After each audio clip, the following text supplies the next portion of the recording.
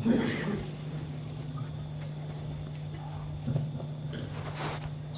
عليكم ورحمة الله وبركاته. وعليكم السلام ورحمة الله وبركاته. إن الحمد لله نحمده ونستعينه ونستغفره ونؤمن به ونتوكل عليه ونعوذ بالله من شرور أنفسنا ومن سيئات أعمالنا. من يهده الله فلا مضل له ومن يضلله فلا هادي له. ونشهد أن لا إله إلا الله وحده لا شريك له. ونشهد أن سيدنا ومولانا محمدا عبده ورسوله. أما بعد فأعوذ بالله من الشيطان الرجيم. بسم الله الرحمن الرحيم. إن الله لا يغفر أن يشرك به ويغفر ما دون ذلك لمن يشاء. وقال الله تبارك وتعالى في القرآن المجيد: كنتم خير أمة أخرجت للناس تأمرون بالمعروف وتنهون عن المنكر وتؤمنون بالله. صدق الله العظيم. قال النبي صلى الله عليه وسلم: الكبائر الإشراك بالله وعقوق الوالدين وقتل النفس وشهادة الزور. رواه البخاري أو كما قال النبي عليه الصلاة والسلام. وقال النبي صلى الله عليه وسلم: من رأى منكم منكرا فليغيره بيده فإن لم يستطع فبلسانه فإن لم يستطع فبقلبه وذلك أضعف الإيمان. رواه المسلم أو كما قال النبي عليه الصلاة والسلام. All compliments, all physical prayer and all monetary worship are for Allah. Peace be upon you, O Prophet, and Allah's mercy and blessings. Peace be upon us and righteous deeds of Allah subhanahu wa ta'ala. I bear witness that no one is worthy except of Allah subhanahu wa ta'ala.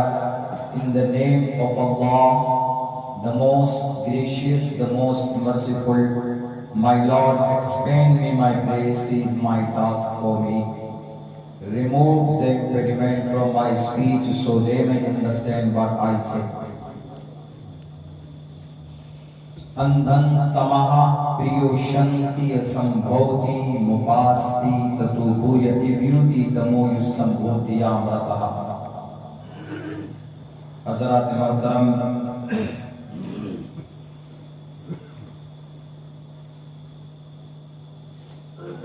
6,30,00,000 مربع میل کے علاقے میں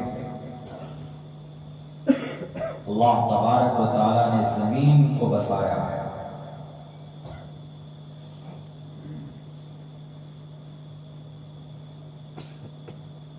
دنیا کی تمام جگہوں میں سب سے بہتر جگہ اللہ تبارک و تعالیٰ کو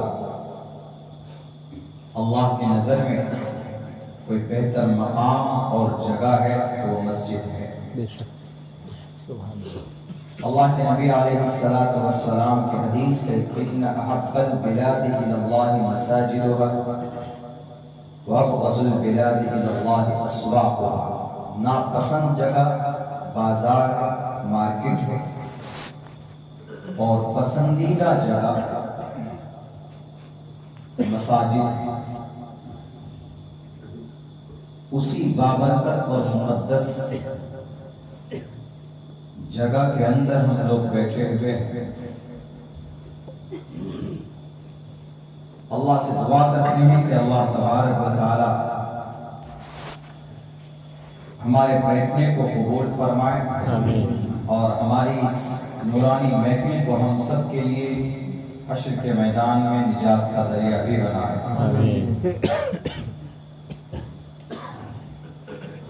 بہت ہی حساس موضوع پر بات کرنا چاہتا ہوں۔ عموماً میرا مزاج قرآن و حدیث کی روشنی میں موجودہ وقت میں جو سلگتے ہوئے مسائل پیش آتے ہیں اس پر بات کرنے کی ہوتی ہے، لیکن آج ایک بہت ہی امپورٹنٹ میسج جو قرآن و شریعت میں اللہ تبارک و تعالیٰ نے بیان کیا ہے اس کو بیان کرنے کا من کرتا۔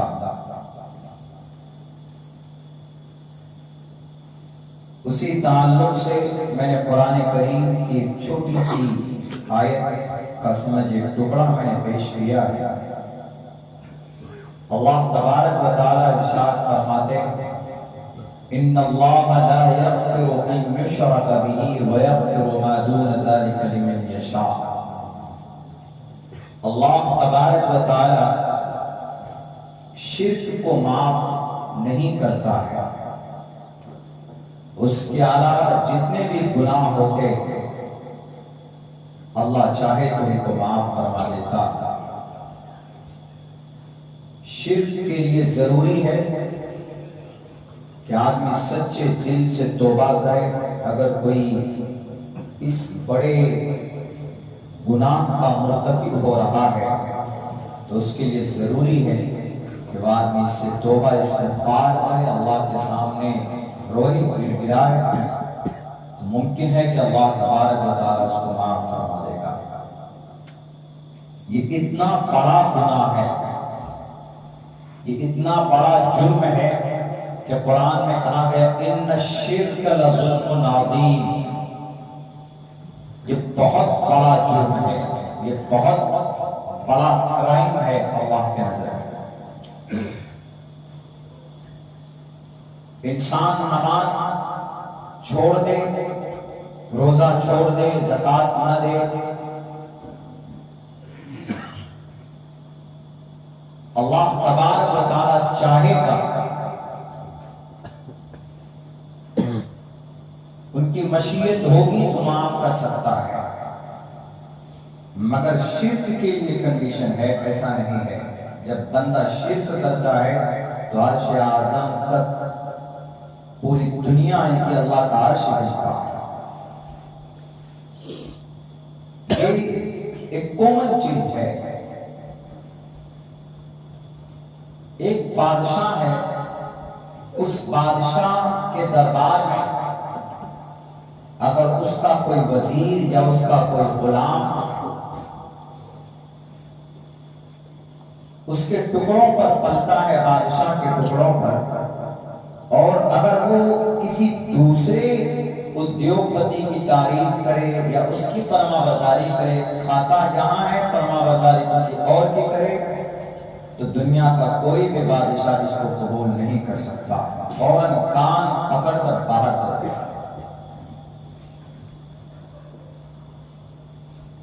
مگر قربان چاہیے اللہ تبارک و تعالیٰ کی ان کے رحم و کرم پر کہ دنیا کے اندر کئی کروڑ انسان ایسے ہیں جو اللہ کے ساتھ شرک کرتے ہیں، اس کے باوجود اللہ تبارک و تعالیٰ ان کو 2 وقت کی روٹی فراہم کرتا ہے۔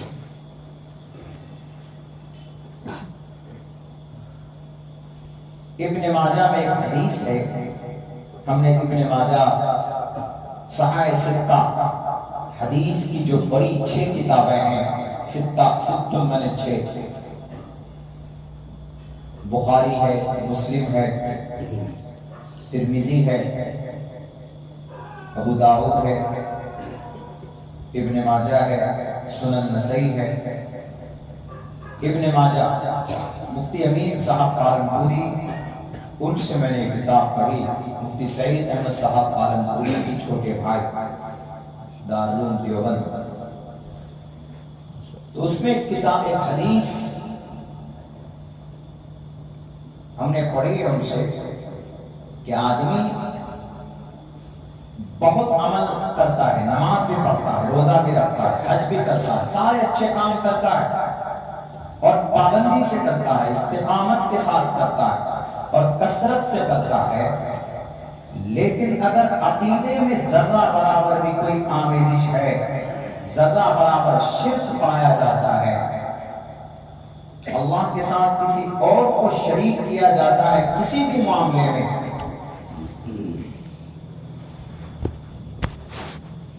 تو اللہ کے نبی فرماتے ہیں کہ کل قیامت میں اس کا کوئی بھی عمل قابل قبول نہیں ہوگا، کیونکہ عمل کی قابل قبول ہونے کے لیے ایمان شرط ہے۔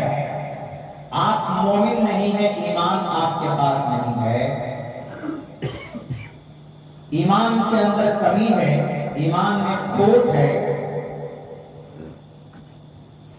ایمان پیور نہیں ہے، آمیزش ہے، ملاوٹ ہے، تو اللہ تبارک و تعالیٰ کے نزدیک آپ کا کوئی بھی عمل قابل قبول نہیں ہوگا۔ عمل کی قبول ہونے کے لیے، عمل پر ثواب مرتب ہونے کے لیے ایمان کا مضبوط اور ایمان کا پیور ہونا ضروری ہے، ورنہ ہمارے اور آپ سے کہیں زیادہ دان کون کرتے ہیں؟ سناتن دھرمی کرتے ہیں، ہندو لوگ کرتے ہیں، کروڑوں روپے دان کرتے ہیں۔ دیکھ لیجئے اگر اعلان ہو جائے کہ بھئی ان کو کہیں مندر بنانا ہے تو بھی کروڑوں روپے یوں ہی جمع ہو جاتے ہیں۔ ان کے جہاں سنت لوگ، جہاں پروہت لوگ، جہاں مہاراج لوگ بیٹھتے ہیں، ہزاروں روپے دان کر کے آتے ہیں، جب ان کی پیٹی کھولی جاتی ہے تو سالوں کے اندر میں کروڑوں روپے اکٹھا اور جمع ہوتا ہے، ملتا ہے وہاں پہ۔ لیکن کیا ان کا یہ عمل مرنے کے بعد ان کو اس پر ثواب مل سکتا ہے، نیکی مل سکتی ہے؟ تو قرآن و شریعت کی روشنی میں کہا جاتا ہے کہ اس کو مرنے کے بعد اس کا اجر نہیں ملے گا۔ پھر ایک سوال یہ پیدا ہوتا ہے کہ جو اس نے نیک کام کیا ہے، تعاون پیش کی ہے، لوگوں کی بھلائی کے لیے لوگ پیسے خرچ کرتے ہیں، لیکن ایمان نہیں ہے، مومن نہیں ہے، تو کہا جاتا ہے کہ اس کو اچھا کام کرنے کی وجہ سے دنیا میں اس کا اچھا بدلہ اوپر والا دے سکتا ہے اس کو، لیکن اگر یہ چاہے گا کہ مرنے کے بعد اس کو نیکی ملے، بدلے میں جنت ملے، تو اس کے لیے ایک کنڈیشن ہے۔ جنت پانے کے لیے کمپلسری اور ضروری ہے ایمان کا ہونا۔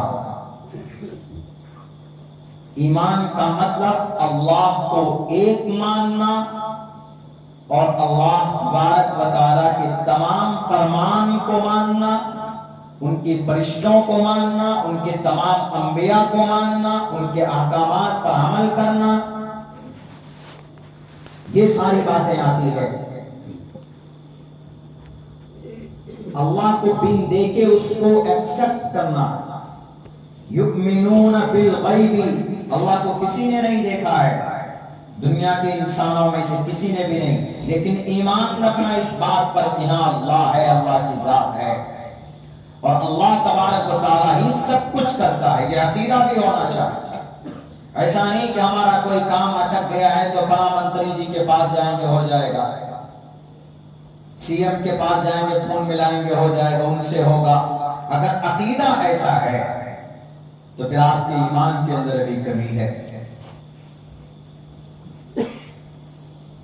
اسی لیے اللہ تبارک و تعالیٰ نے سختی کے ساتھ، تاکید کے ساتھ قرآن کریم کے اندر بیان کیا، ان اللہ لا یغفر ان یشرک بہ ویغفر ما دون ذلک لمن یشاء، اللہ شرک کو معاف نہیں کرے گا، اس کے علاوہ جو بھی ہے اللہ تبارک و تعالیٰ معاف کر دے گا۔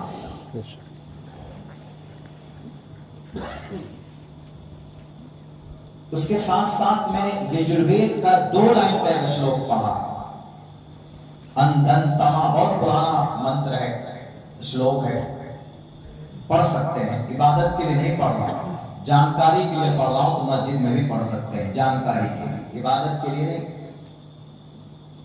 محترم مفتیان کرام بھی بیٹھے ہوئے مسئلہ پوچھ سکتے ہیں۔ ಅಂಧಂತಮಃ ಪ್ರಿಯೋಷಂತಿ ಅಸಂಭವತಿ ಮುಪಾಸ್ತಿ ತತು ಭೂಯ ಇವ್ಯುತಿ ತಮೋಯು ಸಂಭೋತ್ಯಾಮೃತಃ. یہ جلوے پاوشنتی پراوشنتی اندھنتمہ جہنم میں ہے وہ شخص، نرک میں ہے وہ انسان. اندھنتمہ پریوشنتی اسمبھو، جو اسمبھو چیز کو اپنا خدا مان کر اس کی عبادت کرتے. اسمبھو چیز کیا ہے؟ اسمبھو چیز ہوا، آگ، پانی، مٹی، یہ اسمبھو ہے. ان پر کوئی قبضہ نہیں کر سکتا، نہ پانی پر، نہ مٹی میں پر، نہ آگ پر، نہ ہوا پر، کسی کا قبضہ نہیں. لیکن اگر کوئی ان چیزوں کی عبادت تو نہیں کر رہا ہے، البتہ ان چیزوں سے ملا کر بنی ہوئی کسی چیز کی عبادت کر رہا ہے. مثال کے طور پر مٹی اور پانی سے کیا تیار کرتے ہیں؟ مٹی اور پانی سے جسم بنایا جاتا ہے، یعنی ایک پتلا بنایا جا سکتا ہے، ایک مورتی بنائی جا سکتی. اندھنتمہ پریوشنتی اسمبھوتی مپاستی تتو بھویا دیویوتی اسمبھوتی آمرتہ. اسمبھو تو نہیں ہے کوئی، لیکن سمبھو، اس نے اگر مورتی بنا دی، ایک پتلا بنا دیا، وہ سمبھو ہے، اس پر ہم قبضہ کر سکتے ہیں، ہاتھ سے پکڑ سکتے ہیں، چھو سکتے ہیں. اگر کوئی اب اس کی عبادت کر رہا ہے، یا تو اسمبھو چیز کی عبادت کر رہا ہے، یا وہ نہیں تو کسی سمبھو چیز کی عبادت کر رہا ہے. دونوں صورتوں میں وہ انسان اندھنتمہ اندھکار میں ہے، وہ انسان جہنم میں ہے. ہم مسلمان کرتے ہیں، سننے میں آتا ہے، کئی جگہ ہم نے دیکھا بھی ہے کہ آپ کو بھی کچھ لوگ پوچھتے ہیں، مجوسی لوگ آپ کو بھی خدا مانتے ہیں. آندھرا پردیش کا ایک بہت خوبصورت شہر وشاکھاپٹنم ہے، اصل میں وہ اسحاق پٹنم ہے، لیکن اس کو بدل کر وشاکھاپٹنم رکھ دیا. میں گیا تھا ابھی 2-2.5 مہینہ پہلے پروگرام میں، تو اس کی ہسٹری وہاں کے ایک بڑے پرانے آدمی تھے، وہ بتا رہے تھے. تو میں صبح جب ایئرپورٹ آیا، جانا تھا مجھے حیدرآباد کے لیے، تو وہاں ایک بوڑھے آدمی کو دیکھا، سورج نکلا ہوا ہے اور سامنے ایسے دیکھے وہ اس کی طرف نمن کر رہا ہے، اس کے سامنے سر جھکا رہا ہے، ہاتھ ایسے ایسے کرتا ہے، انگلیاں وغیرہ. تو اس کے بعد تب مجھے سمجھ میں آیا کہ وہ سوریہ نمسکار اسی کو بولتے ہیں. وہ بھی شرک ہے. سورج، چاند، پیڑ پودا، لکڑی، کنکر، مٹی، پتھر، ہر چیز اللہ تبارک و تعالیٰ کی مخلوق ہے، اور اللہ کی مخلوق کی عبادت نہیں کی جا سکتی. سورج کو اللہ آرڈر کرتا ہے، تب وہ سورج نکلتا ہے، غروب ہوتا ہے تو اللہ کے سامنے حاضری پیش کرتا ہے، اجازت طلب کرتا ہے اگلے دن نکلنے کے لیے. اللہ کی مخلوق کی عبادت نہیں کی جا سکتی ہے. اگر کوئی انسان کر رہا ہے، سورج کے سامنے سر جھکا کر نمو نما کر رہا ہے کہ نہیں یہ سوریہ دیوتا ہے، جس کو سوریہ نمسکار کہا جاتا ہے. چلیے ایک مشرک آدمی ہے، ایک ڈسبلیور ہے، ایک دیوی دیوتاؤں کی عبادت کرتا ہے تو سمجھ سکتے ہیں، لیکن ہمارے کلمہ پڑھنے والے بھی، ہمارے بچے بھی ایسا کرنے لگے ہیں. اگر ایسا ہے تو آپ کا عقیدہ ختم. حج کر لیجئے، زکات دے دیجئے، روزہ رکھ لیجئے، عقیدہ ٹھیک نہیں ہے تو یہ آپ کا کوئی بھی عمل ول بی ریجیکٹ، اللہ کے سامنے قابل قبول نہیں ہوگا. عقیدے کا ہونا، ایمان کا ہونا بہت ضروری ہے، پیور ہونا بہت ضروری ہے. یہی وجہ ہے کہ صحابہ کرام نے اپنی جان کی قربانی پیش کی تھی، لیکن ایمان کا سودا نہیں کیا انہوں نے کسی بھی قیمت میں. ان کے جسم میں اتنی اذیتیں پہنچائی گئی ان کو، صحابہ کرام کو، بلکہ بعض انبیاء کو تو آرے سے چیر دیا گیا تھا، لیکن تب بھی اللہ کے ذات ایمان کا اللہ کے ساتھ اپنے ایمان اپنی جان بچانے کے لیے انہوں نے کمپرومائز نہیں کیا کہ تم مارنا چاہتے ہو مار دو. حضرت آسیہ کی تاریخ پڑھ لیجئے، ان کی خادمہ کی تاریخ پڑھ لیجئے، بی بی سمیہ کی تاریخ پڑھ لیجئے، ام عمارہ کی تاریخ پڑھ لیجئے، حضرت عمار بن یاسر کی تاریخ پڑھ لیجئے، حضرت زبیر کی تاریخ پڑھ لیجئے، بلال حبشی کی تاریخ پڑھ لیجئے، خباب بن ارد کی تاریخ پڑھ لیجئے. یہ وہ لوگ ہیں جن کو اتنی تکلیف دی گئی کہ دھرم کے معاملے میں، ایمان کے معاملے میں آج تک کسی کو اتنی تکلیف نہیں دی گئی جتنے ان صحابہ کرام کو تکلیفیں دی گئی، لیکن پھر بھی انہوں نے اپنے ایمان کا سودا نہیں کیا، کمپرومائز نہیں کیا. سامنے والوں کو کہا کہ کتنی طاقت ہے، آزما لو. چلے گئے دنیا سے، شہید ہو گئے، لیکن دنیا کو دکھا کر کے گئے کہ جان کی قیمت، ایمان کی قیمت کے سامنے میں کچھ نہیں ہے. اور اس ایمان کی قیمت کیا ہے؟ جب تک ایک ایمان والا اس زمین پر 6 کروڑ 30 لاکھ مربع میل کے علاقے میں کہیں پر بھی اگر ایک ایمان والا پایا جائے گا تو اللہ تبارک و تعالی اس دنیا کے نظام کو چلاتا رہے گا اس کے بدلے میں. یہ ہے ایمان کی قیمت. اور ایمان اتنی قیمتی کیوں ہے؟ اللہ کے خزانے میں ایمان سے بڑی قیمتی خزانہ کوئی ہے ہی نہیں. اللہ کا خزانہ ہے، اللہ تبارک و تعالیٰ کے دولت خانے میں اس سے بڑی انمول دولت کچھ بھی نہیں ہے. ایمان سے بڑی دولت کچھ بھی نہیں ہے. نہ روزہ، نہ نماز، نہ زکوٰۃ، نہ حج، کچھ بھی نہیں. ایمان اتنی پیاری چیز ہے، لیکن آج ہم مسلمان اپنی جہالت کی وجہ سے، اپنی ناخواندگی کی وجہ سے کبھی کبھی اس ایمان کو کے ساتھ شرک کر بیٹھتے، عقیدت میں شرک کر بیٹھتے. نئے قرآن پڑھی، لقمان علیہ السلام نے اپنے بیٹے کو کہا تھا کہ بیٹے اللہ کے ساتھ کسی اور کو شریک مت کرنا، کیونکہ ان الشرک لظلم عظیم، یہ بہت بڑا پاپ ہے. جب کوئی بندہ شرک کرتا ہے تو اللہ کا عرش ہلنے لگتا ہے. اس وقت اللہ بہت ناراض ہوتے جب کوئی بندہ شرک کرتا ہے اس روئے زمین پر.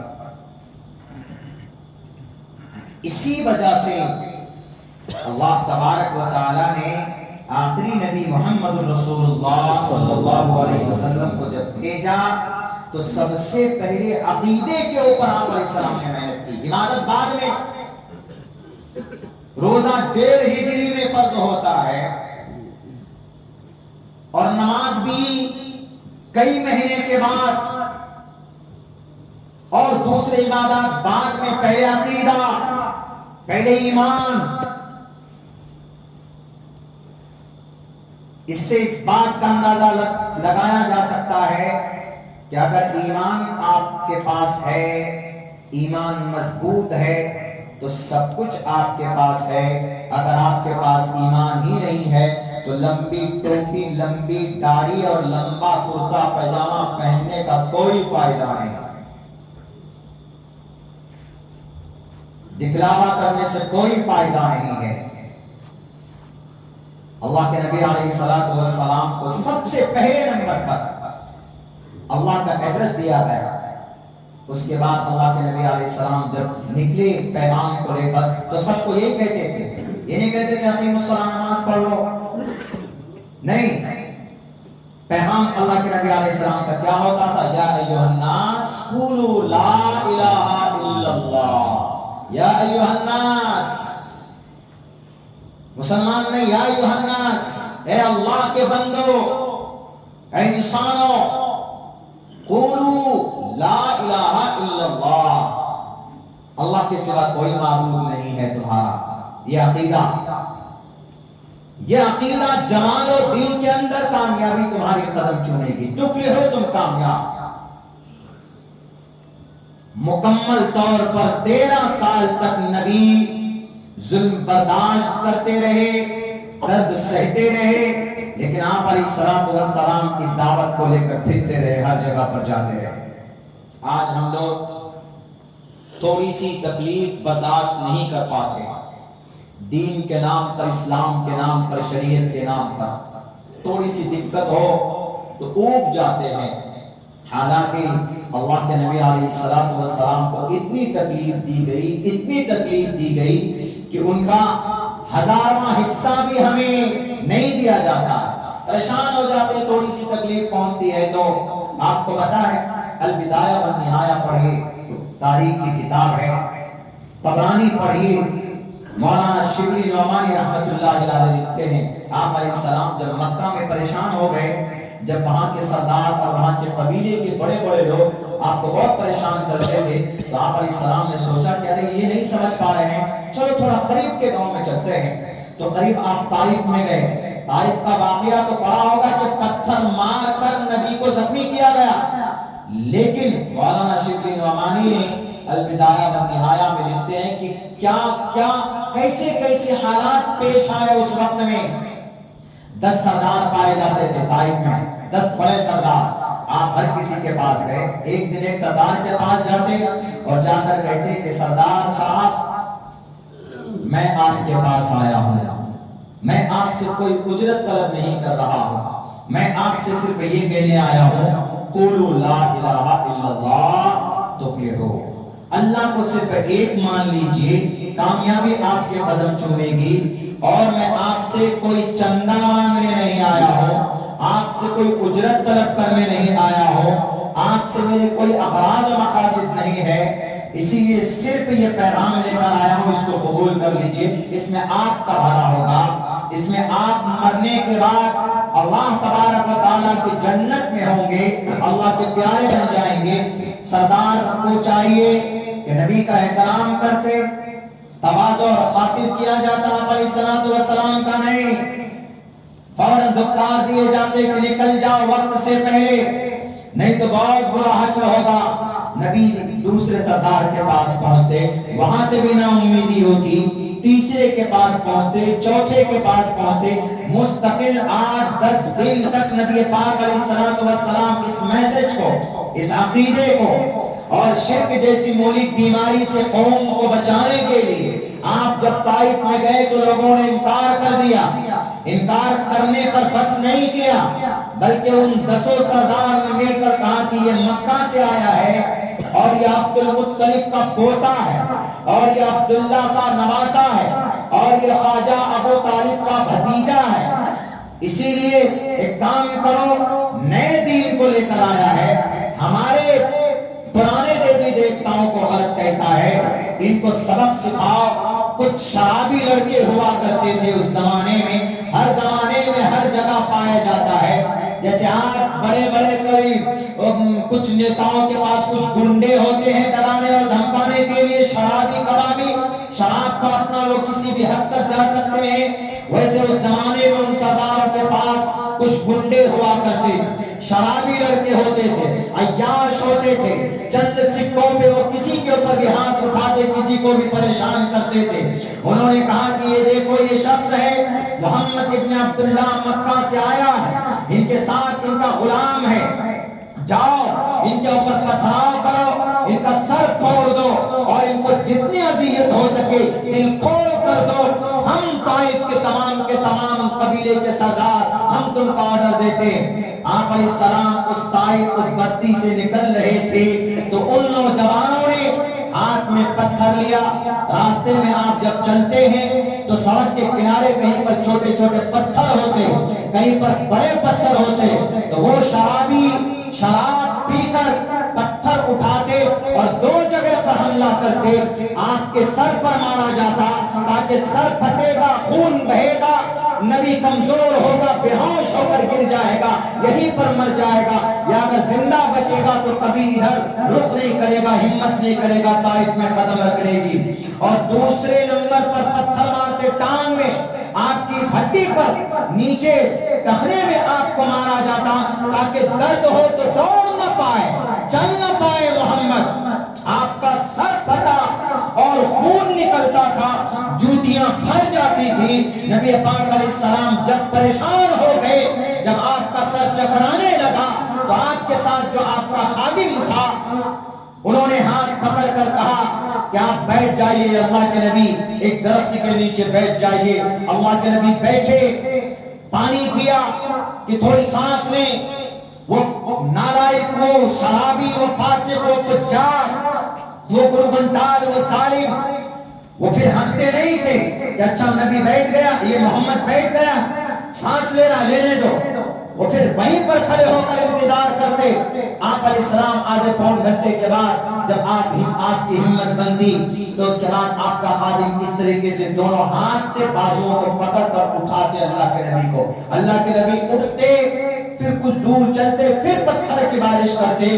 کئی دفعہ کیا گیا، ایک مرتبہ نہیں، کئی مرتبہ آپ کے ساتھ یہ حادثہ پیش آیا اور اس طرح کی حرکتیں کی گئی۔ میرے بھائیوں، جب آپ علیہ السلام کے خادم کے سر پر پتھر لگتا ہے، وہ بے ہوش ہو کر گر جاتے، آپ کو سنبھالنے والا کوئی نہیں، آپ ہمت کرتے آگے چلنے کے لیے، نہیں چل پاتے، ایک درخت کے نیچے بیٹھتے ہیں اور اپنی بے بسی اور اپنی بے کسی کی فریاد رب ذوالجلال سے کرتے ہیں، اللہم انی اشکو بسی، اے اللہ میں اپنی بے بسی کی فریاد تم سے کرتا ہوں، اے اللہ میرا سوال ہے، بتاؤ میرا کیا جرم ہے، میری غلطی کیا ہے، میرا گناہ کیا ہے، انہوں نے مجھے نہیں سمجھا ہے۔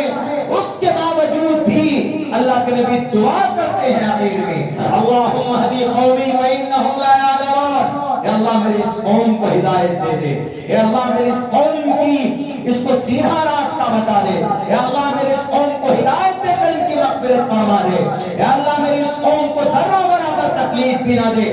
اے کوئی مائے کلال دنیا میں جنہوں نے درد کھا کر، خون بہا کر، پتھروں کی بارشیں کی گئی اور کپڑے شرابور ہو گئے، اپنے دشمنوں کو پھر بھی معافی یا ہدایت کی دعا کی ہو، آج تک دنیا کے اندر کسی ماں نے ایسا بچہ پیدا نہیں کیا۔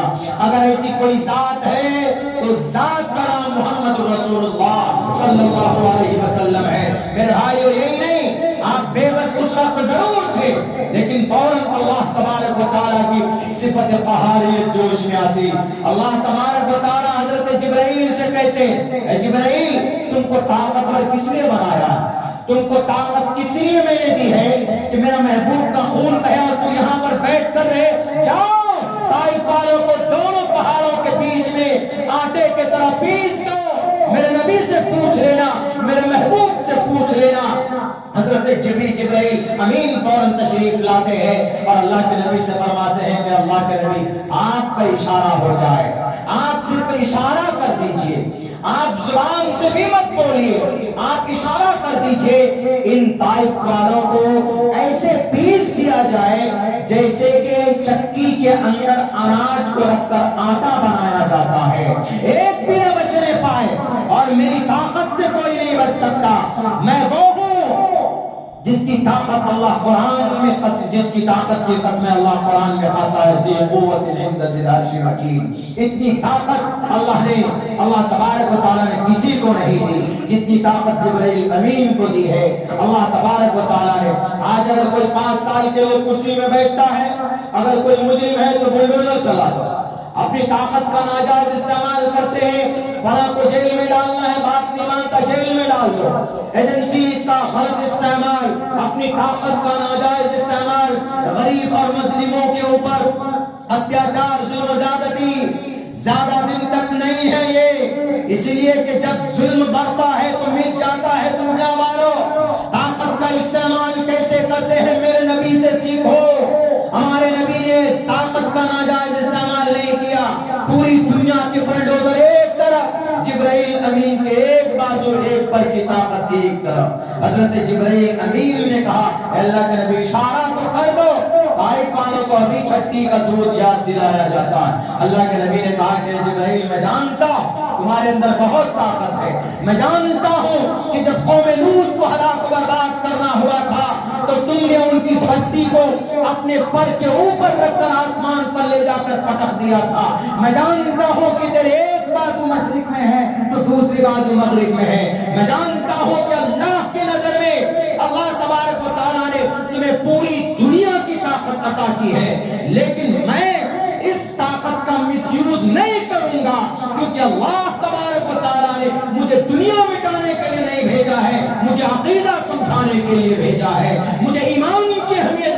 کے لیے بھیجا ہے. اے جبرائیل جاؤ واپس، میرا رب دیکھ رہا ہے، یہی کافی ہے، جاؤ تم. اللہ تبارک و تعالیٰ نے مجھے ظالم بنا کر اس دنیا میں نہیں بھیجا.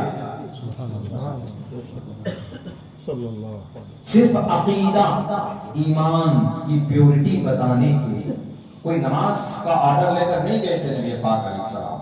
صرف ایمان. یا ایھا الناس قولوا لا الہ الا اللہ، کہ لوگوں لا الہ الا اللہ کہہ لو، کامیابی تمہاری قدم چومے گی. اللہ کے نبی نے ایکسپلین بھی کیا کہ اگر آپ لوگوں کو ایسا لگتا ہے کہ ہم کوئی اجرت طلب کرنے کے لیے آئے ہیں تو غلط بات، ہم کوئی اجرت نہیں مانگ رہے ہیں آپ سے، آپ صرف یہ کلمہ پڑھ لیجئے. تو اس سے یہ پتا چلا کہ ایمان، عقیدے کا شرک سے پاک ہونا بہت ضروری ہے. ذرا برابر بھی آمیزش اگر ہو جائے کہ نہیں یہ کام اللہ نے فلاں کوئی کر سکتا ہے، شافی الابلاس کوئی اور ہے، مشکل کشا کوئی اور ہے، ضرورتیں کوئی اور پوری کرتا ہے اللہ کے علاوہ، اگر ذرہ برابر یہ آپ کے عقیدے میں شامل ہو جائے تو آپ کا ایمان چلا گیا.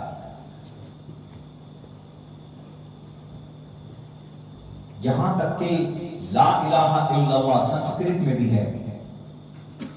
میرا نام کے ساتھ ناظم صاحب نے چترویدی جوڑ دیا ہے. بہت سی جگہ پر تو لوگ کنفیوز ہو جاتے ہیں کہ مولانا ہے کہ یہ پتہ نہیں کون سے ہندو دھرم سے آ کے اسلام قبول کیے. اللہ اکبر. بہت سی جگہ تو کنفیوز ہو جاتے ہیں کہ مولانا مسلم، پوچھتے بھی ہیں کہ مولانا کب آپ مسلمان بنے. میں ماشاءاللہ مسلم گھرانے میں پیدا ہوا ہوں. چترویدی لگا دیتے ہیں، جیسے میں نے بھی پڑھا اندھن تماہ پریو شنتی سمبھوتی. ہندوستان میں رہتے ہیں، ہندوستان کے اندر ایک کتاب، میں نے پڑھائی کے زمانے میں نے کتاب پڑھی تھی کہ ہمارے سناتن دھرمی بھائی حضرت نوح علیہ السلام کے بھٹکی ہوئے قوم ہے. بس اسی جملے نے مجھے ریسرچ کرنے پر مجبور کیا.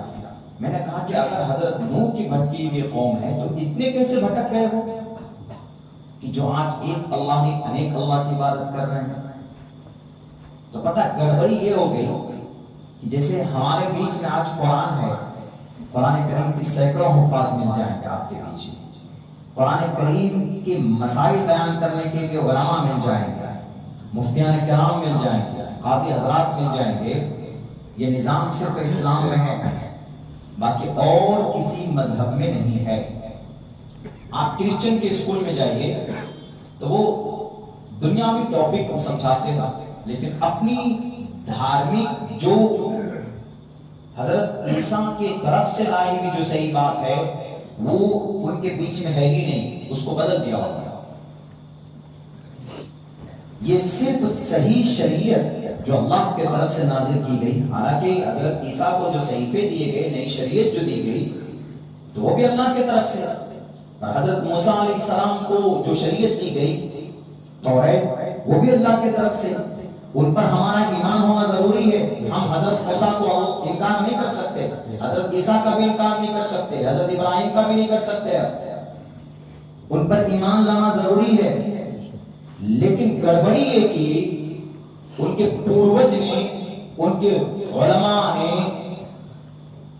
کہ اگر کوئی مسئلہ ایسا آتا مثال کے طور پر کہ لوگ اس مسئلے پر زیادہ عمل کر رہے ہیں اور وہ مسئلہ خلاف ہے، ان کی کتاب میں ممانعت ہے، تو ان کے علماء کیا کرتے تھے، ارے مسئلہ تو مت بدلو، یہ جو لوگ عمل کر رہے ہیں اسی کو، وہ جو منع کرنے والا مسئلہ اس کو ہٹا دو، اس کی جگہ اس کو ڈال دو. جیسے سود ہے، آج مسلمان کیا پوری دنیا کے اندر کثرت سود کی ہے، حالانکہ یہ اتنا بڑا گناہ ہے، اتنا بڑا جرم ہے سود. اللہ نے کسی گناہ پر یہ نہیں کہا کہ میں تم سے جنگ کروں گا، اللہ اور اس کا رسول تم سے جنگ کرے گا، کسی بھی گناہ میں نہیں کہا، لیکن سود پر کہا کہ سود سے باز آ جاؤ. اگر تم سود کھانا بند نہیں کرو گے، سود سے تم توبہ نہیں کرو گے تو تم تیار ہو جاؤ. فَإِن لَمْ تَفْعَلُوا فَأْذَنُوا بِحَرْبٍ مِّنَ اللَّهِ وَرَسُولِهِ، اللہ اور اس کے رسول سے جنگ کے لیے تیار ہو جاؤ اگر تم سود کھاتے رہے تو. یہ وعید ہے، لیکن پھر بھی گاڑی لینے جائیے وہاں فائنانس، بینک میں جائیے تو وہاں سودی کاروبار، ہر کچھ سود پہ آج کل اویلیبل ہے، موبائل پر ہر چیزیں ای ایم آئی کے اوپر اویلیبل ہے۔ سودی کاروبار اتنا عام ہو گیا ہے، یہودیوں نے اتنا عام کر دیا کہ کبھی کبھی آدمی مجبور ہو جاتا ہے لینے کے لیے، لیکن نص قطعی ہے، کسی بھی حال میں سود جائز نہیں ہے۔ احل اللہ البیع وحرم الربا، اللہ نے تجارت کو حلال قرار دیا ہے اور سود کو حرام قرار دیا ہے، اور نص قطعی ایک طرف اور پوری دنیا کے انسانوں کا عمل ایک طرف، تو کبھی بھی قرآن کے فرمان میں کوئی تبدیلی نہیں کی جا سکتی۔ لیکن پتہ ان کے علماء کیا کرتے تھے؟ ان کے علماء یہ کرتے تھے کہ اچھا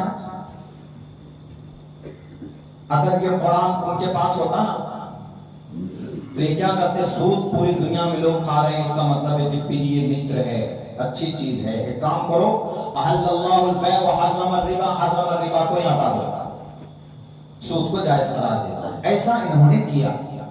یہی وجہ ہے کہ جو صحیح احکامات تھے اللہ کی طرف سے توریت میں، انجیل میں، وہ سب کے سب بدل دیے گئے، سب کے سب اپنی خواہش کے مطابق انہوں نے مسائل گھڑ لیے۔ لیکن قربان جائیے، شریعت محمدی آج تک سیم اسی طریقے پر ہے جس طریقے پر 1458 سال پہلے اللہ نے اس کی شروعات کی تھی۔ سبحان اللہ۔ اس کی وجہ کیا ہے پتہ ہے؟ اس کی وجہ اللہ تبارک و تعالیٰ کا خاص فضل ہے، اور ہمارے علماء کرام کا جو یہ نظام ہے مدارس کا۔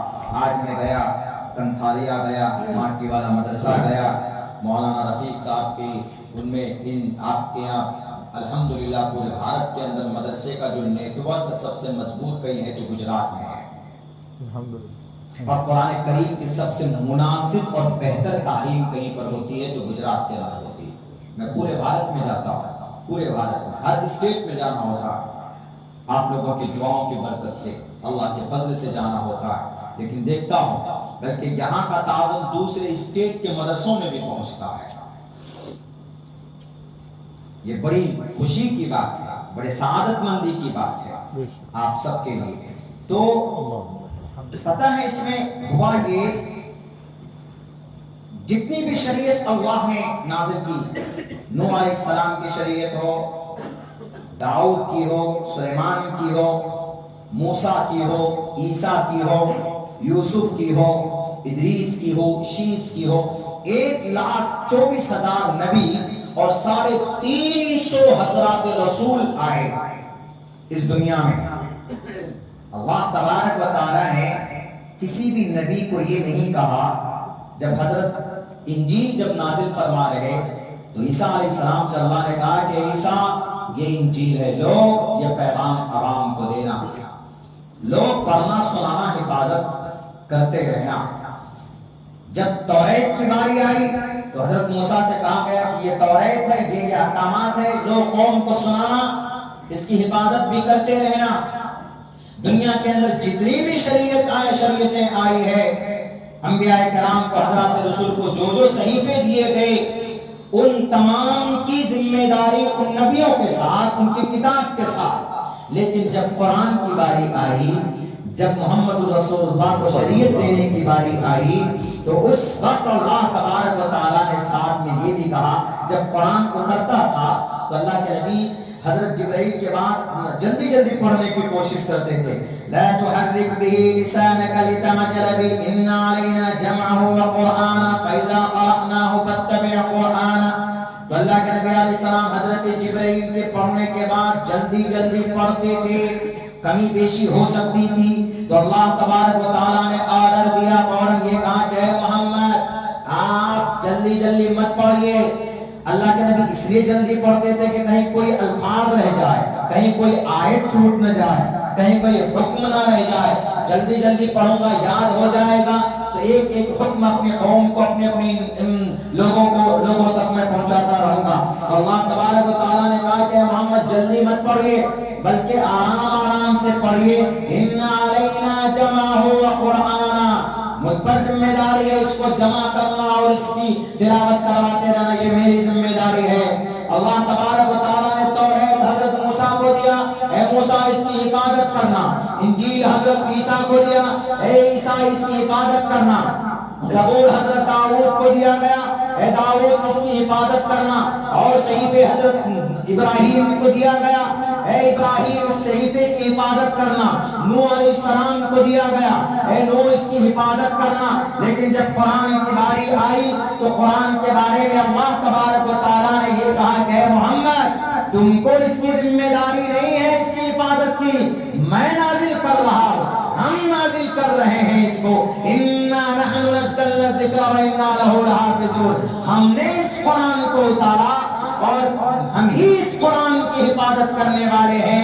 قیامت تک اس قرآن کی حفاظت میں کروں گا. کون؟ اللہ تبارک و تعالیٰ. یہی وجہ ہے کہ پچھلی ساری شریعتوں کے اندر تبدیلی کی جانا ممکن تھا، ان کے لوگوں نے ان کے اندر تحریف اور ان کے اندر کمی بیشی کی ہے. لیکن اگر قرآن صحیح شکل میں موجود ہے اس کی بڑی وجہ یہی ہے کہ اللہ تبارک و تعالیٰ نے پچھلی کتابوں کی حفاظت کی ذمہ داری نہیں لی لیکن قرآن کی حفاظت کی ذمہ داری لی ہے. اور آج نہیں، قیامت تک یہ قرآن کریم محفوظ رہے گا. اگر کوئی آ جائے اقتدار پر، اگر وہ بل پاس کر دے قرآن کے خلاف، شریعت کے خلاف، یہ مٹ جائیں گے، ان کی کرسیاں مٹ جائیں گی، ان کی طاقتیں ختم ہو جائیں گی. لیکن اللہ کا قرآن 1458 سال سے ہے اور to the day of judgment اور قیامت تک باقی رہے گا، اس لیے کہ یہ قرآن اللہ کا کلام ہے اور اللہ خود اس کی حفاظت کر رہا ہے. یہی وجہ ہے کہ آج تک قرآن میں کوئی تبدیلی نہیں کی جا سکی. اب اس قرآن کی حفاظت اللہ کرتا کیسے ہے؟ قرآن کریم کی حفاظت اللہ تبارک و تعالیٰ چاہتا تو پیڑ پودوں سے کروا سکتا ہے، اللہ قادر ہے. لیکن اللہ نے ایک نظام بنایا، اللہ نے ایک سسٹم بنایا. نبی نہیں رہے، صحابہ نہیں رہے، لیکن ایک صحابی نے پوچھا اللہ کے نبی علیہ السلام سے، غالباً حضرت انس رضی اللہ تعالیٰ عنہ نے، کہ اللہ کے نبی آپ جو یہ کام کر رہے ہیں، دعوت ہے، تبلیغ ہے، احکامات ہے، قرآن کریم کی تلاوت ہے، تزکیہ نفس ہے، وَيُزَكِّيهِمْ وَيُعَلِّمُهُمُ الْكِتَابَ وَالْحِکْمَةَ، حکمت کی باتیں ہیں، بہت ساری باتیں ہیں. تو کون کرے گا آپ کے بعد؟ تو اللہ کے نبی علیہ السلام نے کہا کہ گھبرانے کی بات نہیں ہے، میرے بعد میرے وارث آئیں گے اور آپ کے بعد اس زمین پر سب سے بڑا مقام انبیاء اور صحابہ کے بعد کن کا ہے؟ محترم علماء کرام کا مقام مرتبہ. اور ہمارے علماء جہاں تک ہو سکتا ہے اللہ کے حکم سے یہ اس کی حفاظت کرتے ہیں قرآن و شریعت کی. اور کسی کتاب کی حفاظت نہیں ہوئی چونکہ اللہ نے سپورٹ کر دی، یہ لو کتاب حفاظت کرو. لیکن قرآن گڑبڑ نہیں ہو سکتا. دنیا کے کسی بھی کونے کا قرآن اٹھا کر دیکھ لیجیے، آپ کو صحیح ملے گا. میں نے کل کے جلسے میں کہا تھا کہ سری لنکا میں چلے جائیے، ہندوستان میں چلے جائیے، ہندوستان میں خدا اور سری لنکا میں خدا اور بدل جاتا. ہمارے سناتن دھرمی بھائیوں کا خدا بھارت کے اندر میں کون؟ رام چندر جی. مریادا پرشوتم ان کو بھگوان مانتے ہیں، خدا مانتے ہیں، حالانکہ وہ بھگوان خدا نہیں بلکہ مریادا پرشوتم مہان انسان تھے. لیکن یہ سری لنکا چلے جائے گی، قریب میں پڑوس میں، وہاں پر خدا رام کو نہیں مانتے بلکہ وہاں راون کو خدا مانتے ہیں. اور الحمدللہ ہمارا قرآن ایسا ہے کہ دنیا میں کسی بھی ملک میں چلے جائیے، کسی بھی ٹیلے پر چلے جائیے، کسی بھی آپ کہیں پر بھی چلے جائیے، آپ کو قرآن سیم ایک ہی شکل میں نظر آئے گا. جب انگریز آیا اس دیش میں، کوشش کی انگریز یعنی یہ ہے کون یہ ٹوپی داڑھی والے؟ یہ ہر تیسرے دن پوری ٹولی بنا کر آ جاتے ہیں لڑنے کے لیے. پریشان ہو گیا ہم سے، یہ کون سی بٹالین کے لوگ ہیں؟ تو انہوں نے سوچا کہ بھئی لڑنے کے لیے تو جلدی فوجی آتے نہیں آگے جب تک ان کو موٹی رقم نہ دی جائے، سیلری نہ دی جائے، آرمی کو ٹریننگ نہ دی جائے تو آتے نہیں. لیکن یہ ٹوپی ہے، پگڑی ہے، ہاتھ میں تلوار ہے اور ایسے ماہر ہیں، لڑتے ایسے ہیں کہ ہمارے 10 جوان ان کے ایک جوان بھاری پڑ جاتے ہیں 10 پر. طاقت کہاں سے آ رہی ہے ان کو؟ تو انگریز وہ کبھی انگریز ظاہری چیز کو دیکھ کر فیصلہ نہیں کرتا، اس پر ریسرچ کرتا، اس پر غور کرتا. آپ کے قرآن پر جتنا ریسرچ انگریز کا ہے نا، اتنا شاید ہم مسلمانوں کا نہیں ہے. ہمارے قرآن پر، ہماری شریعت پر ہے. اس کا میری پوری تقریر ہے. یہی وجہ ہے کہ آج انگریز یہودی کیوں کامیاب ہے؟ قرآن پر ریسرچ کر کر اس پر عمل کر کے وہ کامیاب، اس کا مس یوز کر رہے ہیں. تو انہوں نے، کسی نے پوچھا، کسی سے سوال کیا یہ کون لوگ ہیں؟ پتا لگا کہا کہ جی یہ مسلمان ہیں. کہا اچھا ان کو فنڈنگ کہاں سے ہوتی، پیسے کہاں سے آتے ان کے پاس لڑنے کے، ان کے پاس ہتھیار کہاں سے آتا ہے، ان کے پاس ہمت کہاں سے آتی، طاقت کہاں سے آتی؟ کسی نے کہا کہ جب تک ان کے پاس ان کا قرآن ہے، ان کا ایمان ہے، ان کا مقابلہ کوئی نہیں کر سکتا. انہوں نے کہا اچھا یہ بات ہے، کوئی بات نہیں. دلی کے اندر آس پاس کے گاؤں کے اندر تقریباً 10,000 مدارس تھے، سب کے اوپر بلڈوزر چلا دیا، سب کو شہید کر دیا. اور مسجد میں گھستے تھے، جہاں وہ دیکھتے تھے کہ قرآن ہے نکالو، بوری میں ڈالو، آگ کے حوالے. 3 سال کے اندر تقریباً 3 سے 6 لاکھ قرآن کے نسخے جلائے انگریزوں نے، صرف اس لیے کہ اچھا یہ قرآن سے طاقت ملتی ہے اس کو، لو قرآن کو ہی جلا کر ختم کر دیتا ہوں. جب ختم کرتے گئے ایک عالم صاحب آئے سامنے میدان میں. انہوں نے کہا کہ انگریز بے وقوف، قرآن کو جلا کر تم کو کیا ملے گا؟ کہا کیا ملے گا؟ یہی تمہاری پاور ہاؤس ہے نا، تم کو طاقت یہیں سے ملتی ہے. ہم تمہارے اس قرآن کو جلا کر ختم کر دیں گے، نہ رہے گا بانس نہ بجے گی بانسری، سارا کھیل ہی ختم کر دیتے ہیں تمہارے قرآن کو جلا کر. ابھی تو 3-4 لاکھ جلائے ہم نے، بھارت کے اندر ایک کونے سے قرآن کریم کے نسخوں کو جلا دیں گے. اس وقت مکمل طور پر حکومت تھی پورے دیش کے اندر انگریزوں کی. تقریباً یہ بات 1860 کی ہے، 1860 کی. تب جا کر ہمارے علماء کرام نے اس وقت محسوس کیا کہ اگر شریعت کو باقی رکھنا ہے، اگر اسلام کو زندہ رکھنا ہے تو مدرسے کے وجود کو بڑھانا ہوگا. تب جا کر 1866 میں دارالعلوم دیوبند کی بنیاد ڈالی جاتی ہے. دارالعلوم دیوبند کی بنیاد 1866 میں تقریباً 6 مئی کو اس کی بنیاد ڈالی گئی. اور تب سے وہاں پر 2 مقاصد تھے، ایک شریعت کی حفاظت، ایک اسلام کی بقا، اور دوسرے نمبر پر انگریز کے خلاف مجاہدین کو تیار کرنا. یہ 2 ہی مقاصد سے دارالعلوم دیوبند کی بنیاد ڈالی گئی تھی. اس وقت جو بیسک ان کے اغراض اور مقاصد تھے، اور انہوں نے اس پر مکمل طور پر کام بھی کیا اور وہ کامیاب بھی ہوئے الحمدللہ. جب انہوں نے دیکھا کہ بھئی یہ قرآن کا نسخہ ڈھونڈ کر جلایا جا رہا ہے، ایک عالم نے کہا کہ انگریز جاہل، اس قرآن کے مصوبوں کو جلانے سے کچھ نہیں ہوگا. کہا کہ کیوں؟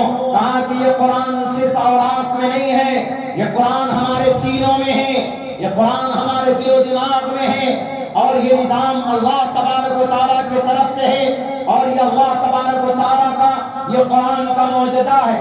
دنیا کی کوئی، اس انگریز نے سوچا کہ آج تک دنیا میں کوئی کتاب یاد نہیں کی گئی، یہ 3,22,000 الفاظ والے کتاب کو کوئی کیسے یاد کر سکتا ہے؟ اس کو تعجب ہونے لگا، آشچریہ ہوا. اس انگریز نے کہا کہ مجھے بلیو نہیں آتا، میں یقین نہیں کر سکتا کہ تم جو کہہ رہے ہو کہ یہ قرآن ہمارے سینے میں ہے. انہوں نے کہا کہ اگر تم کو یقین نہیں آتا تو میں تم کو پڑھ کر سناؤں تم. تو اس عالم نے کہا کہ میں نہیں، میں تو بڑا ہوں، میں چھوٹے بچے کو لاتا ہوں.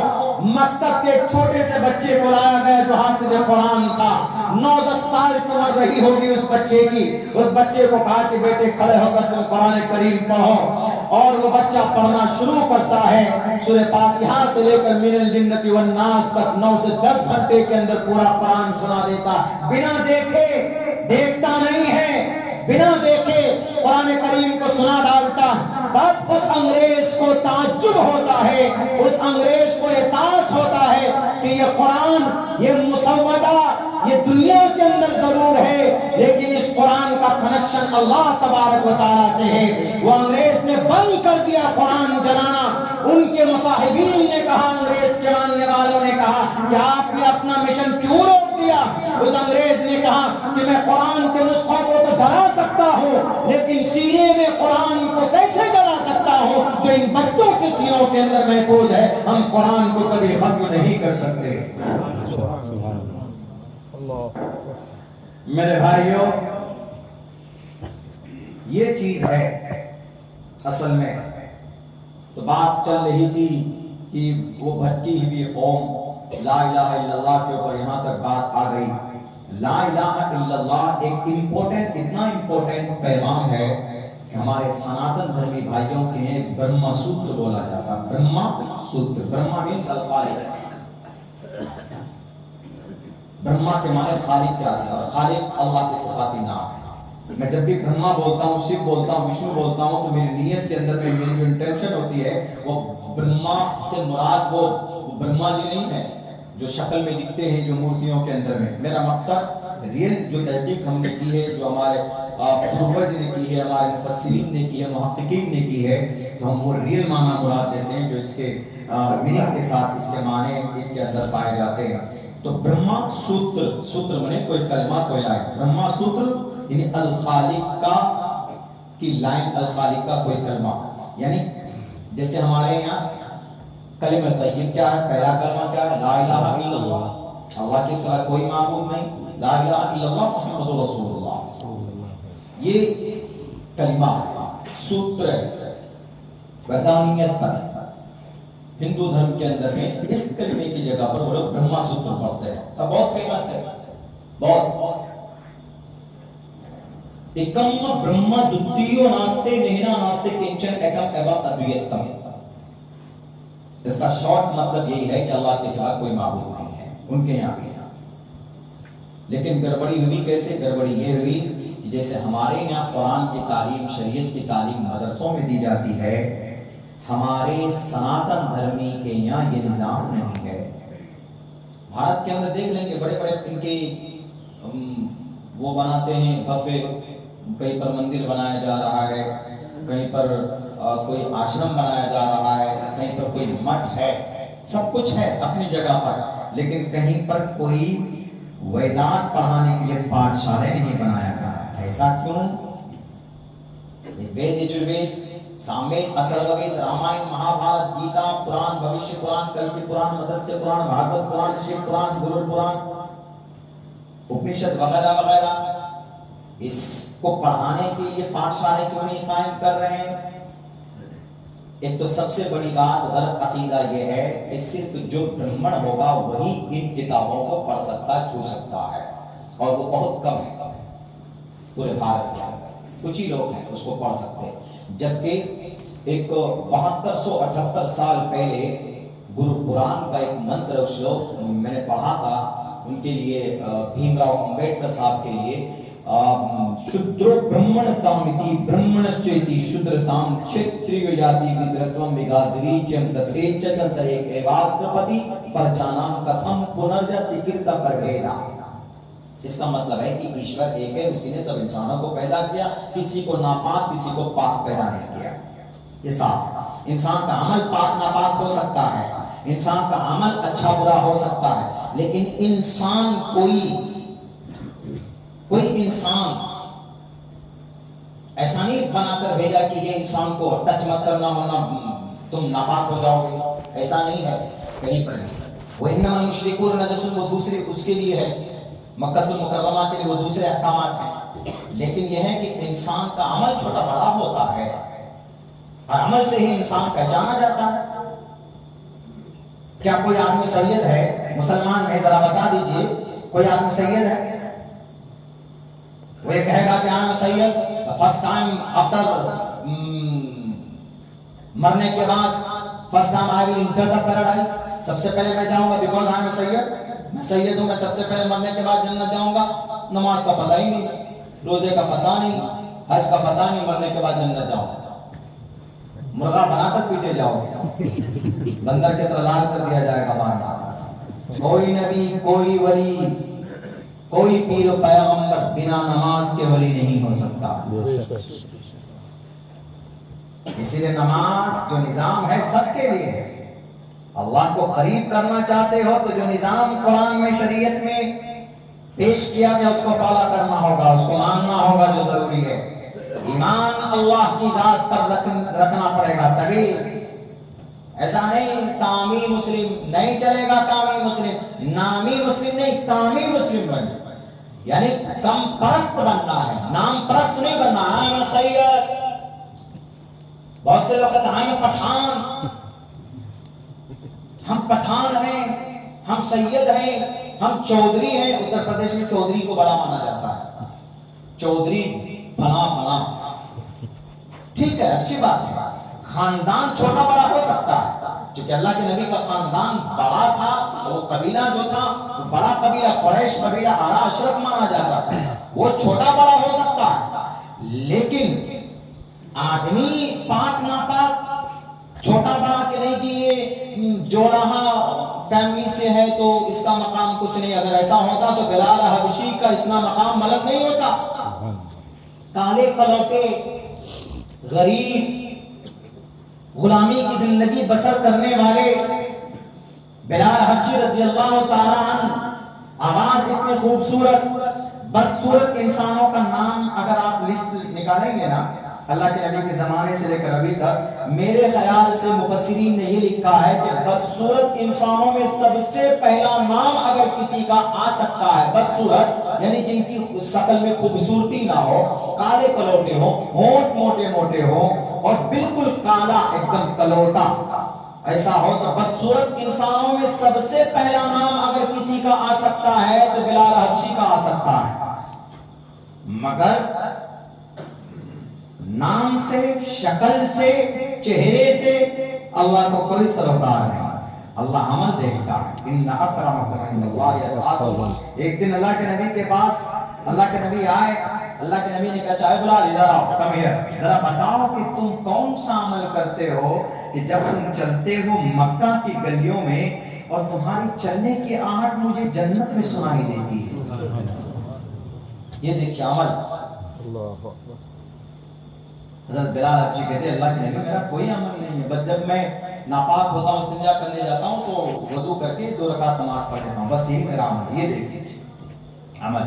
اسی لیے اللہ کہتا ہے کہ تمہارا نام سے کوئی لینا دینا نہیں. ہم تو سی ایم تھے، ہم تو پی ایم تھے. اوپر والا کہے گا کہ پہلے ساری فائل لے کر آ جائے ایک دن جبریل کے پاس حساب دیں گے ایک دن. سب سے پہلے کون جائیں گے؟ بیچارہ ٹمپو چلانے والے، بیچارہ مزدوری کرنے والے. اللہ پوچھے گا کہ بھئی کیا کر رہے تھے؟ اللہ 500 روپے کماتے تھے، 300-400 روپے گھر پہ ہی خرچ ہو جاتے تو کچھ بچتا نہیں تھا. اچھا ٹھیک ہے تمہارا معاملہ کلیئر رہ جاؤ. جو لوگ بڑے تھے کون؟ تم سید؟ اچھا کون تھے؟ مکھیا، پرمکھ، سرپنچ. آ جاؤ میدان میں آ جاؤ. ہمارے یہاں ایک بڑے 40-45 سال سے رہے وہ سیاست میں نام نہیں لوں گا، لیکن انہوں نے علاقے کے لیے کچھ نہیں کیا. عموماً ایسا ہوتا ہے سیاسی لوگ جو ہوتے ہیں جب سیاست میں بڑے مقام پہ جاتے ہیں تو وہ سب سے پہلے قوم سے ہی رشتہ ٹوٹ جاتا ہوتا. بس وہ سمجھتے ہیں کہ ہم آدھے خدا بن گئے. تو جب ان کا انتقال ہوا تو لوگ کہنے لگے کہ یہ شروع سے، ان کی ایک خوبصورت بات یہ تھی کہ وہ شروع سے سیاست میں گئے، یعنی ممبر سے شروعات کی انہوں نے. ہمارے یہاں ممبر سے شروعات کرتے ہیں، وارڈ ممبر سے. وارڈ ممبر کے بعد سرپنچ بنے، پھر مکھیا بنے، پھر ضلع پرشد بنے، پھر ودھائک بنے، اس کے بعد ایم پی بنے، پھر گرہ راج منتری بھی بنے. بتائیے اتنا لمبی جرنی کی. تو ہمارے وہاں کے لوگ کیا بولتے ہیں ان کے بارے میں؟ کہاں ابھی پتہ چل رہا ہوگا، ابھی تو ان کا جو ممبر والا فائل ہے وہ نہیں ملتا ہوگا. ابھی گرہ راج منتری تک کے فائل تو دور کی بات ہے، ابھی وہیں پر اٹکے ہوں گے. تو اللہ کے نظر میں عمل دیکھا جاتا ہے. اللہ کے نظر میں کوئی رنگ روپ نہیں، عمل دیکھا جاتا ہے. یہ جو بنا دیا گیا کیوں نہیں؟ جب مندر بنایا جا سکتا ہے کروڑوں روپے کا تو رگ وید کی تعلیم کو عام کرنے کے لیے، یجروید کی بھوشیوانی کو عام کرنے کے لیے 5 شالے کیوں نہیں بنایا جاتا؟ بنائیے. क्यों कुछ गिने चुने लोग पढ़ेंगे वेदों को, ऋग्वेद को, यजुर्वेद को, सामवेद को, अथर्ववेद को, रामायण, महाभारत, गीता को सब पढ़े जैसे हमारे में पढ़ा जाता है। सैयद का बेटा होगा वो भी कुरान पढ़ेगा, अंसारी का बेटा होगा तो भी कुरान पढ़ेगा, फकीर का बेटा होगा तो वो भी कुरान पढ़ेगा, अमीर का, गरीब का, कोई भी हो, हर कोई नमाज पढ़ने के लिए आता है तो एक ही सब में खड़ा होता है। ये पैगाम किसका है? नबी पाक अलैहिस्सलातु वस्सलाम की तरफ से बताया हुआ है, इन्ना अक्रमकुम इंदल्लाहि अत्काकुम, अल्लाह तबारक व तआला की नज़र में तुम में सबसे ज्यादा मोहतरम और इज्जतदार वो है जो सबसे ज्यादा तुम में अल्लाह तबारक व तआला से डरने वाला हो। तो मेरे भाइयों, ये चीज हमारे और हिंदू भाइयों के अंदर में गड़बड़ी यही हो गई कि हमारे बीच में अल्हम्दुलिल्लाह हमारी शरीयत को बताने वाले हमारे उलमा किराम, हमारे कुरान करीम की तालीमात को आम करने के हमारे मदारिस हैं। इसीलिए मदारिस का बाकी रहना जरूरी है। मदरसा बाकी रहेगा तो सही शरीयत हम तक पहुंचती रहेगी, इस्लाम बाकी रहेगा। मदारिस बंद तो शरीयत का पैगाम सही मिलना बंद हो जाएगा। आप सिर्फ 25 साल के लिए मदरसा बंद कर दीजिए, सिर्फ 25 साल के लिए। जैसे 33 करोड़ देवी देवताओं को वो लोग पूजा करते हैं, 25 साल के बाद जो नई नस्ल आएगी ना हमारी, जो सिर्फ सोशल मीडिया पे, जो सिर्फ वो सलमान खान, शाहरुख खान के डांस को देख करके अपनी जिंदगी के फैसले करते हैं, जो सिर्फ अब मोबाइलों में उनका वक्त गुजरता है, उनको नहीं फुर्सत, उनको नहीं फिक्र कि ईमान क्या है, उनको नहीं है चिंता कि हमारे नबी की कुर्बानी क्या है, हजरत सुमैया की कुर्बानी क्या, नहीं फिक्र है उनको। आने वाले 25 साल के बाद में वो 33 करोड़ नहीं 33 अरब खुदाओं का अकीदा लेकर बैठा हुआ मिलेगा। उलमा का बाकी रहना जरूरी, और उलमा की बका मदारिस से जुड़े हुए, मकातिब से जुड़े हुए। इसलिए मदारिस और मकातिब का, उलमा का ये सब एक जोड़ है, हर एक दूसरे के साथ जुड़ा हुआ है, हर किसी की जरूरत है। मदारिस की जरूरत, मसाजिद की जरूरत, मकातिब की जरूरत, उलमा की जरूरत, हुफ्फाज की जरूरत नहीं तो फिर वही हश्र होगा जो हमारे इस देश के अंदर सनातन धर्मी भाइयों का हुआ। अकीदे के एतबार से उनका रियल खुदा कौन? क्या हमारे हिंदू भाइयों में एक खुदा का अकीदा नहीं है?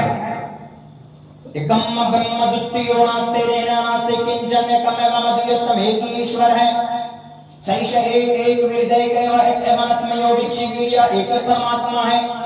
तस्सैते भक्तिवान से शिया में परमात्मा तेरी इबादत करते, एक ही अकीदा है। और न तस्य प्रतिमास्ति यस्सनामा हदसा, परमात्मा की कोई शक्ल सूरत नहीं है। नकास्ते विदते देव न पाषाणे न मूर्णमे भाव विदस्तस्मात् भाव ही कारणम न देवा मुरच्छलामया। मट्टी, पत्थर, लकड़ी, कंकर और पेड़ पौधों में ईश्वर नहीं हुआ करते। ईश्वर तो हर जगह पर, हर इंसान के साथ कितने अच्छे अच्छे पैगामात हैं, लेकिन ये कब आम होगा? जब इसकी तालीम के लिए कोई पाठशाला होना चाहिए। लेकिन नहीं जनाब, यहाँ पर तो बस वही जो गेरुए रंग के कपड़े पहने हुए होंगे, जहाँ पर चलेगा कि भाई उनका वहां पर बाजार गर्म होने वाला है, वहीं पर वो लोग अपना सब कुछ इस तरह का वो करते हैं। मैं आज कहता हूँ हमारे भारत के, हमारे हिंदू भाइयों से कि भाई आपको अगर सही में नॉलेज चाहिए, सही पैगाम चाहिए ईश्वर का, जो ईश्वर के पैगाम पर अमल करके आप ईश्वर को राजी कर सकते हो, तो आप पढ़िए अपने वेदांत को। अच्छे पैगाम आज भी मौजूद है बहुत सारी जगहों के ऊपर, लेकिन नहीं, अलग अलग अकाइद हैं। मेरे माथे में देख रहे हैं ये सलवट, ये देखिए 3 लकीर है, ये 3 लकीर है, अभी दिख जाएगा आपको, अभी भी दिखेगा। किसी के माथे में ये 3 लकीरें नहीं होंगी, देख लीजिए आप। किसी के 2.5 है, किसी को 2 है, किसी को 2 एक ही है, किसी को 4 है, किसी को 5 है। 3 लकीर कंप्लीट ऐसे नहीं है जैसे मेरे, ये देख लीजिए। ये लकीर एक रोज मेरे जान के पीछे पड़ गई इसकी वजह से, अब से कम 6 साल पहले की बात। बदअकीदगी देखिए, हालांकि शास्त्रों में नहीं है, हमारे हिंदू भाइयों के यहाँ अकीदा है कि शिव जी के अंग के जो टुकड़े हुए, तो वो अंग किसी किसी के अंश में पाया जाता है, और उसको पहचानेंगे कैसे? आप देखेंगे कि जब कोई पुरोहित होते हैं, जब हमारे हिंदू समाज के कोई उनके गुरु ज्ञानी होते हैं, तो वो लोग وہ سفید وہ لگاتے ہیں، سفید اس طرح کر لیتے ہیں، 3 پٹی لگاتے ہیں منی کے اوپر جو لگایا جاتا ہے، وہ ڈپلیکیٹ ہوتے ہیں. یعنی ان کا یہ کہنا ہوتا ہے کہ میں شیو جی کا کوئی انش ہے میرے اندر، وہ اس کو لگا کر بتاتے ہیں. لیکن جس میں یہ ریئل ہو، یہ ریئل ہو تو وہ سچ مچ میں ان کے اندر شیو جی کا کوئی انش پایا جاتا ہے. یہ عقیدہ ہے. تو راجستھان میں کوٹا بہت فیمس جگہ ہے، کوچنگ وہاں کی بہت مشہور ہے، بھارت کے اندر نمبر 1 پہ، ٹاپ نمبر پہ. قرآن کریم سنانے کے لیے گئے تھے، ریلوے اسٹیشن آئے ٹکٹ بنانے کے لیے، فارم بھرنا پڑتا، اب تو آن لائن سب کچھ ہو گیا ہے. تو ایک آدمی ہمارے طرف دیکھ کر کے غور سے کہتا ہے کہ بڑا اس سے بڑا آپ تو مہان انسان ہے. ہم نے کہا کیا ہوا مہان انسان؟ میں تو بھائی طالب علم پڑھ ہی رہا تھا میں اس وقت میں، 5 سال میرے خیال سے 9 سال پہلے کی بات ہے. تو اس وقت نئے مکمل پڑھائی ہوئی تھی ہماری، ڈپلوما ہم نے کیا نہیں تھا، معلوم نہیں تھا اس بارے میں. اس وقت کچھ بھی نہیں پڑھا تھا ہم نے سنسکرت کے تعلق سے. ہم نے کمپیریٹیو اسٹڈیز جس کو تقابل دھیان کہتے ہیں، جس کو ہم نے ڈپلوما کیا ہے انگلش کے اندر میں، وہ چیزیں ہمیں نہیں آتی. تو انہوں نے کہا کہ نہیں آپ کے اندر ایسا ایسا ہے، انہوں نے ہم کو بتایا. ہم نے کہا کہ بھئی ہو سکتا ہے، میرے تو بچپن سے یہ پتہ نہیں کب سے ہم نے تو غور نہیں کیا کہ میں شیو جی کا کوئی انش لے کر پیدا ہوا ہوں. بولا اگر آپ مولانا چلیے ہمارے گرو سے ملیے، آپ چلیں گے؟ ہم نے کہا کہ کوئی بات نہیں چلیں گے چلیے. تو ہمارا جو اشفاق بھائی تھا وہ تھوڑا منچل آدمی تھا، کہا چلو. انہوں نے ایڈریس پوچھا کہاں لے کے جانا، انہوں نے کہا فلاں جگہ. کہا چلو گئے.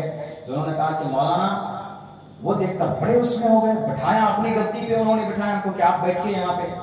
وہ میری شکل کو دیکھ کر کہ ارے آپ ساتھ شیو جی آپ ہی ہیں. تو ہمارے اشفاق بھائی انہوں نے کہا اچھا مان لیتے ہیں اگر مولانا شیو جی ہیں تو اگر آپ کے مذہب میں یہ آ جاتے ہیں تو کیا کریں گے؟ انہوں نے کہا کیا کریں گے؟ ارے جن کو نہیں ہوتا ہے تو وہ سفید چونے کا لگاتے ہیں، ڈپلیکیٹ لگا کے بن کے بیٹھتے ہیں کہ میں شیو جی کا انش والا ہوں. ان کا تو ریئل ہے. ہم نے کہا کیا فلسفہ سمجھائیے؟ بولا شیو جی کے جسم کے جو ٹکڑے ہوئے ہیں انگ، تو 50,000 انسانوں میں یا 50 لاکھ انسانوں میں ایک بچہ ایسا پیدا ہوتا ہے جن کے اندر شیو جی کا ریئل انش ہے، اور پہچانا اسی سے جاتا ہے. یہ لکیر تینوں کمپلیٹ ہونا چاہیے. کمپلیٹ لکیر اگر کسی کی تینوں ہے تو سمجھ جائیے شیو جی کا انگ ہے. تو ہم نے کہا پھر کیا کرتے؟ بولا کیا کرتے؟ سر سے پیر تک دودھ میں دھو کر وہ دودھ کو پیتے ہیں، نوٹوں میں ایک دم توڑ دیں گے، ان کو تول دیں گے سونے اور چاندی میں. ہم نے کہا کہ بھئی ایسا ہو سکتا ہے. تو بہرکیف جب ہم نے بعد میں ریسرچ کیا تو ان کو وہ ساری باتیں یاد آئی. ہم نے کہا کہ دیکھتے ہیں ذرا گنت میں کہیں پر بھی نہیں یہ باتیں لکھی. تو یہ ہے مسئلہ. تو اس لیے اس کی جو گمراہی کی وجہ ہے وہ اپنی دھارمک کتابوں کو نہ پڑھنا ہے. اور ہمارے یہاں الحمدللہ ایک مسئلہ بھی اگر غلط ہو جائے تو مفتی صاحب فوراً فتویٰ نکال دیتے ہیں ایک دم. کیوں؟ پڑھائے ہوا، اللہ نے ان کو متعین کیا، اللہ نے ان کو یہ طاقت دی ہے کہ بھئی بولو یہ چیز غلط ہے. چاہے کوئی قانون کیوں نہ پاس کیا جائے، جیسے ایکسا سول کوڈ آیا. یکساں سول کوڈ میں مسلمانوں نے سب سے زیادہ مخالفت کیوں کی؟ کیونکہ یکساں civil code, uniform civil code کے اندر سب سے زیادہ مسلم شریعت کو ٹارگیٹ کیا گیا ہے، اسی لیے مسلمانوں نے سب سے زیادہ وروध کیا. اور بھارت کے سمویدھان کے آرٹیکل نمبر 25 کے خلاف تھا. 25 میں کہا گیا کہ ہر کوئی اپنے اپنے مذہب کے مطابق عمل کر سکتا ہے، عقیدہ رکھ سکتا ہے. میں نے کل بھی جلسے میں پڑھا تھا، آج بھی پڑھتا ہوں آرٹیکل نمبر 25. میرے نوجوانوں یاد رکھیے گا، پڑھیے گا. بھارت کے سمویدھان کے اندر آپ کے جو فنڈامنٹل ہے 12 سے لے کر کے 35 تک، ان فنڈامنٹل رائٹس کو کم سے کم یاد کیجیے. Freedom of conscience and free profession and practice propagation of the religion. Indian Constitution article number 25. اس میں لکھا ہے کہ ہر کسی کو مذہب کے مطابق عمل کرنے کی آزادی ہے. تو پھر آپ اناپ شناپ قانون کیوں بنا کر پیش کر رہے ہیں؟ اس میں پتہ ہے کیا قانون تھا؟ اس میں قانون یہ بھی تھا کہ اسلام میں 4 شادی جو ضروری ہے، 4 شادی جو جائز ہے اسلام میں، وہ اب کوئی یونیفارم سول کوڈ آنے کے بعد، ابھی تو نہیں آیا، ڈرافٹ بھی صرف اتراکھنڈ کا بنا تھا، کچھ کا دھامی جی بنا تھا، جو کیندر لیول پہ نہیں آیا. وروध ہوا تو جو لا کمیشن تھے انہوں نے اس کو کہا کہ اس کو استھگت کرو. لیکن اگر آتا تو کیا ہوتا؟ جو 4 شادی والے ہیں ان کو سب کو ختم کرنا ہوتا، ایک ہی کو رکھنا پڑتا۔ تو انہوں نے کہا کہ اسلام میں جو 4 شادی کا پراودھان ہے بس ایک ہی رہ جائے گا، ایک ہی بیوی دوسری شادی نہیں کر سکتا، کوئی بھی مسلمان ایک ہی بیوی سے مطلب ایک ہی شادی کر سکتا ہے۔ اب بتائیے کیا اسلام میں 4 شادی ضروری ہے؟ ضروری نہیں۔ فرض ہے، واجب ہے، سنت ہے؟ نہیں، اسلام میں شادی کبھی کبھی سنت بھی ہے، کبھی کبھی فرض بھی ہے، اور کبھی کبھی حرام بھی ہے۔ اب اس کو بتائے کون؟ ہمارے علماء ہی بتا سکیں گے، لیکن ان کو پتہ ہی نہیں، جنہوں نے کی نہ ہو، جنہوں نے بیویوں کو چھوڑ کے رکھا ہوا اور کسی نے تو کیا ہی نہیں ہے۔ اتر پردیش میں لال گجر صاحب، ان کو کیا پتا بیوی کا کیا۔ اب وہ لے کر کے آئے، اب بتائیے اسلام میں، تب ہمارے علماء کرام نے سمجھایا کہ ارے اسلام میں 4 شادی ضروری نہیں ہے، آپشن ہے۔ اگر کوئی آدمی کسی کی بیوی مثال کے طور پر بیمار پڑ جائے، مہلک بیماری لاحق ہو جائے، اب اس کا شوہر ہے کہ اس کو اپنی ضرورت پوری کرنا چاہتا ہے، کہاں جائے گا وہ منہ مارنے کے لیے؟ اسی لیے اسلام نے کہا کہ اب پہلی بیوی اس کی بیمار ہے، ضرورت پوری نہیں کر سکتی ہے، تو اب اس کو اجازت ہے کہ دوسری شادی یہ کر سکتا ہے، گناہ سے بچنے کے لیے، ورنہ کہیں پروسٹیٹیوٹ کے پاس جائے گا، طوائفوں کے گھر کے چکر لگائے گا۔ اس سے بچنے کے لیے تو بہتر ہے کسی عورت کے ساتھ نکاح کر لو، سمان دو، عزت دو، ان کا گھر بھی بچ جائے گا۔ ایک یہ ہے کہ اگر کوئی شادی کی کسی نے، عورت بانجھ نکل گئی، ایک بھی اولاد نہیں، اس کو پریشان ہو گئے دونوں میاں بیوی، ہسبینڈ وائف، لیکن اب بچہ ہوتا ہی نہیں ہے، کوئی اولاد نصیب نہیں ہوئی، تو ایسی صورت میں کیا کریں گے؟ ایسی صورت میں دونوں اپنی رضامندی سے شوہر کو اس کی بیوی اجازت دے سکتی ہے کہ آپ ایک کام کیجیے، ایسا بہت ہوتا ہے، ہم نے دیکھا ہے، بہت ہوتا ہے کہ بھئی ہم سے تو نہیں ہو رہا ہے، ہمارے اندر کمی ہے، آپ دوسری شادی کر لیجئے، کم سے کم اس سے ہماری نسل تو آگے بڑھے گی۔ یہ آپشن ہے اسلام میں، ضروری نہیں ہے۔ ایک کو سنبھالنا مشکل ہو جاتا ہے تو 2 کہاں سے کریں گے؟ ارے یہ آپشن ہے۔ دوسری، تیسری، چوتھی، فانکحوا ما طاب لکم من النساء مثنی وثلاث ورباع، نہیں سوچا نہ سمجھا، ایک ہی کرو گی جی، دوسری کر نہیں سکتے آپ۔ ہاں، اس پر بھی قانون بننا چاہیے کہ جو بیوی کو چھوڑ دیا ہے شادی کر کے، اس کے اوپر کون سا قانون لاگو ہونا چاہیے، اس پر بھی قانون لاگو ہونا چاہیے۔ بیوی کو شادی کرنے کے بعد نام نقہ ضروری ہے۔ اسلام کتنا اچھا آپشن پیش کرتا ہے کہ شادی جس دن ہوئی، جس دن قبیل تو بولا، اسی دن بیوی کا ٹوٹل خرچ تمہارے ذمہ ہے، نام نقہ۔ یہ نہیں کہ جناب آپ کرسی پر بیٹھ جاؤ اور بیوی کو کھیتوں میں بھیج دو جاؤ، ایسا نہیں ہوگا۔ اسلام کہتا ہے کہ نہیں، اسلام کا مزاج اتنا بہتر اور اچھا ہے کہ اگر آپ اچھا کھاتے ہو تو بیوی کو اچھا کھلاؤ، آپ اچھے کپڑے پہنتے ہو تو بیوی کو کرو، نہیں تم پہنتے لیکن بیوی کو خوش کرنے کے لیے کم سے کم اپنی وسعت کے مطابق ان کو شاپنگ کراؤ، اپنی وسعت کے مطابق ان کے ساتھ فراخ دلی سے کام لو۔ اللہ کے نبی علیہ السلام نے یہی پیغام دیا ہے پوری دنیا کے اندر۔ ایک مرتبہ حضرت عائشہ نے پوچھا، غالباً کسی اور ازواج مطہرات نے اللہ کے نبی سے پوچھا، بلکہ فاطمہ کے ذریعے معلوم کروایا، یعنی اللہ کے نبی کی بیک وقت 9 بیوی ہے، ذرا پوچھو تو اللہ کے نبی سب سے زیادہ محبت کس سے کرتے ہیں، ذرا جاؤ پوچھو ذرا۔ اب محمد رسول اللہ وہاں پر ایک تو نہیں بول سکتے کہ میں تم سے ڈر رہا ہوں، اگر ایک کو بول دیے تو پھر ادھر آ کے آپ ڈنڈا لے کے کھڑے ہو جائیں گے، اچھا ہم کس لیے؟ دیکھیں نبی تو نبی ہے، جناب محمد رسول اللہ جھوٹ بھی نہیں بول سکتے صلی اللہ علیہ وسلم۔ تو آپ علیہ السلام نے ایک فارمولا کہا، بیٹی میں اس سوال کا جواب بتاؤں، جاؤ بتا دیں سب۔ آپ ایک ایک کھجور لیتے، رات کو بیوی کے پاس جاتے، سب کے پاس گئے اور سب کو کھجور دے کر کے یہ کہا کہ محترمہ میں آپ سے بہت پیار کرتا ہوں، سب کو۔ اس کے بعد پھر دوسری بیوی کے پاس گئے، تیسری بیوی کے پاس گئے اور سب کو ایک کھجور دیا اور یہ بھی وعدہ کروایا کہ کسی کو بولنا مت، ورنہ دوسری کھڑی ہو جائیں گی، کسی کو مت بولنا، کھجور کھا لینا، بس میں تم سے بہت محبت کرتا ہوں۔ 9 کے پاس گیا، اس کے بعد بلایا سب کو صبح، یہ فاطمہ جاؤ بلا کے لے جاؤ۔ فاطمہ میڈیٹر بنتی تھی بیچ میں، سب سے چھوٹی رہتی تھی، اگر ازواج مطہرات کو سوال کرنا ہوتا تھا کبھی کبھی ان معاملوں میں تو فاطمہ ذرا یہ سوال پوچھ کر کے آؤ اپنے معاملے میں۔ تو اس کے بعد اللہ کے نبی نے فرمایا کہ آپ لوگوں کا سوال تھا کہ میں سب سے زیادہ محبت کس سے کرتا ہوں؟ میں سب سے زیادہ محبت اس سے کرتا ہوں جس کو میں نے رات کھجور دیا ہے. کھجور سب کو دیا ہے، سب اندر اندر. فاطمہ یہ عائشہ بھی، تم کیا یہ کھجور ملا اندر اندر سب خوش. یہ دیکھیے اگر وہاں پہ کسی ایک کے لیے بولتے، حالانکہ دل کا میلان اللہ کے نبی علیہ السلام کا زیادہ اما عائشہ صدیقہ رضی اللہ تعالیٰ عنہ کے طرف تھا، اس لیے نہیں کہ کنواری تھی. تو فاطمہ رضی اللہ تعالیٰ عنہ سے کہا بھی ایک موقع پر کہ میں اس لیے ان سے میری دل کا رجحان اور میلان زیادہ ہے کیونکہ دل کا تعلق. اس کا یہ مطلب نہیں ہے کہ میں دوسری بیوی سے محبت نہیں کرتا ہوں، ان کے حقوق میں کمی کرتا ہوں، سب کے حقوق برابر دیتا ہوں میں. لیکن اے فاطمہ، دل کا مالک اللہ ہے اور دل کدھر زیادہ متوجہ ہو یہ میرے کنٹرول میں نہیں ہے. لیکن میں کسی کے حق، کسی کو ٹائم یا کسی کا نام نفقہ میں کوئی کمی نہیں کرتا، سب کو برابر سرابر دیتا ہوں. میرے بھائیو، یہ اسلام کا، یہ شریعت کا اتنا خوبصورت مزاج اور نظام اللہ تبارک و تعالیٰ نے ہمیں دیا. لیکن ان تمام کا دار و مدار عقیدے پر ہے، ایمان پر ہے.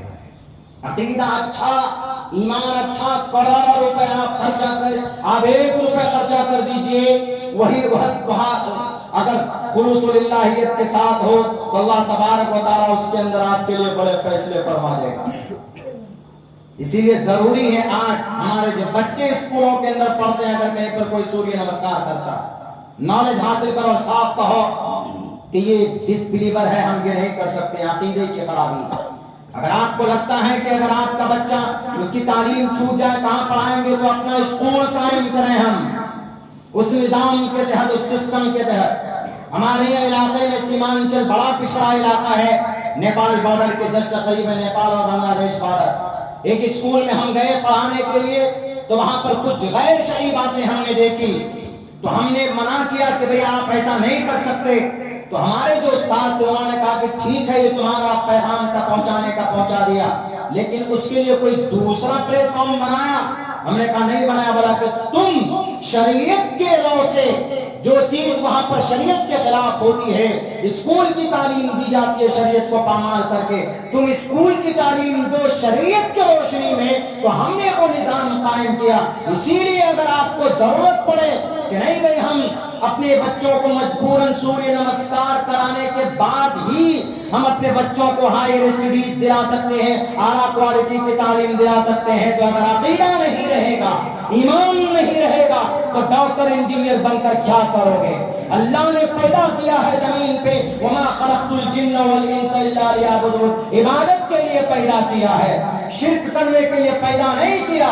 دو لفظوں میں کہو کہ ہم کسی اللہ کے علاوہ کسی غیر کے سامنے اپنی مقدس پیشانی کو نہیں جھکا سکتے. نہیں سمجھ میں آئے گا تو ایک 80 سال کی بوڑھی ماں حضرت سمیہ رضی اللہ تعالی عنہ کے واقعات کو بیان کر کے بتا دینا. سمیہ 80 سال کی بوڑھی عورت تھی. ابو جہل کتنا بڑا طاقتور تھا، 60,000 90 لوگوں کی تعداد میں مکہ المکرمہ کے چوراہے پر حضرت سمیہ سے کہا کہ سمیہ آج تمہاری پکڑ میں، ذرا بتاؤ آج تم کو کون بچائے گا؟ تمہارا خدا بچائے گا؟ تمہارا ایمان بچائے گا؟ آج تم اپنی جان بچاؤ گی کہ ایمان بچاؤ گی؟ بتاؤ آج تم کو کون بچانے کے لیے آئے گا؟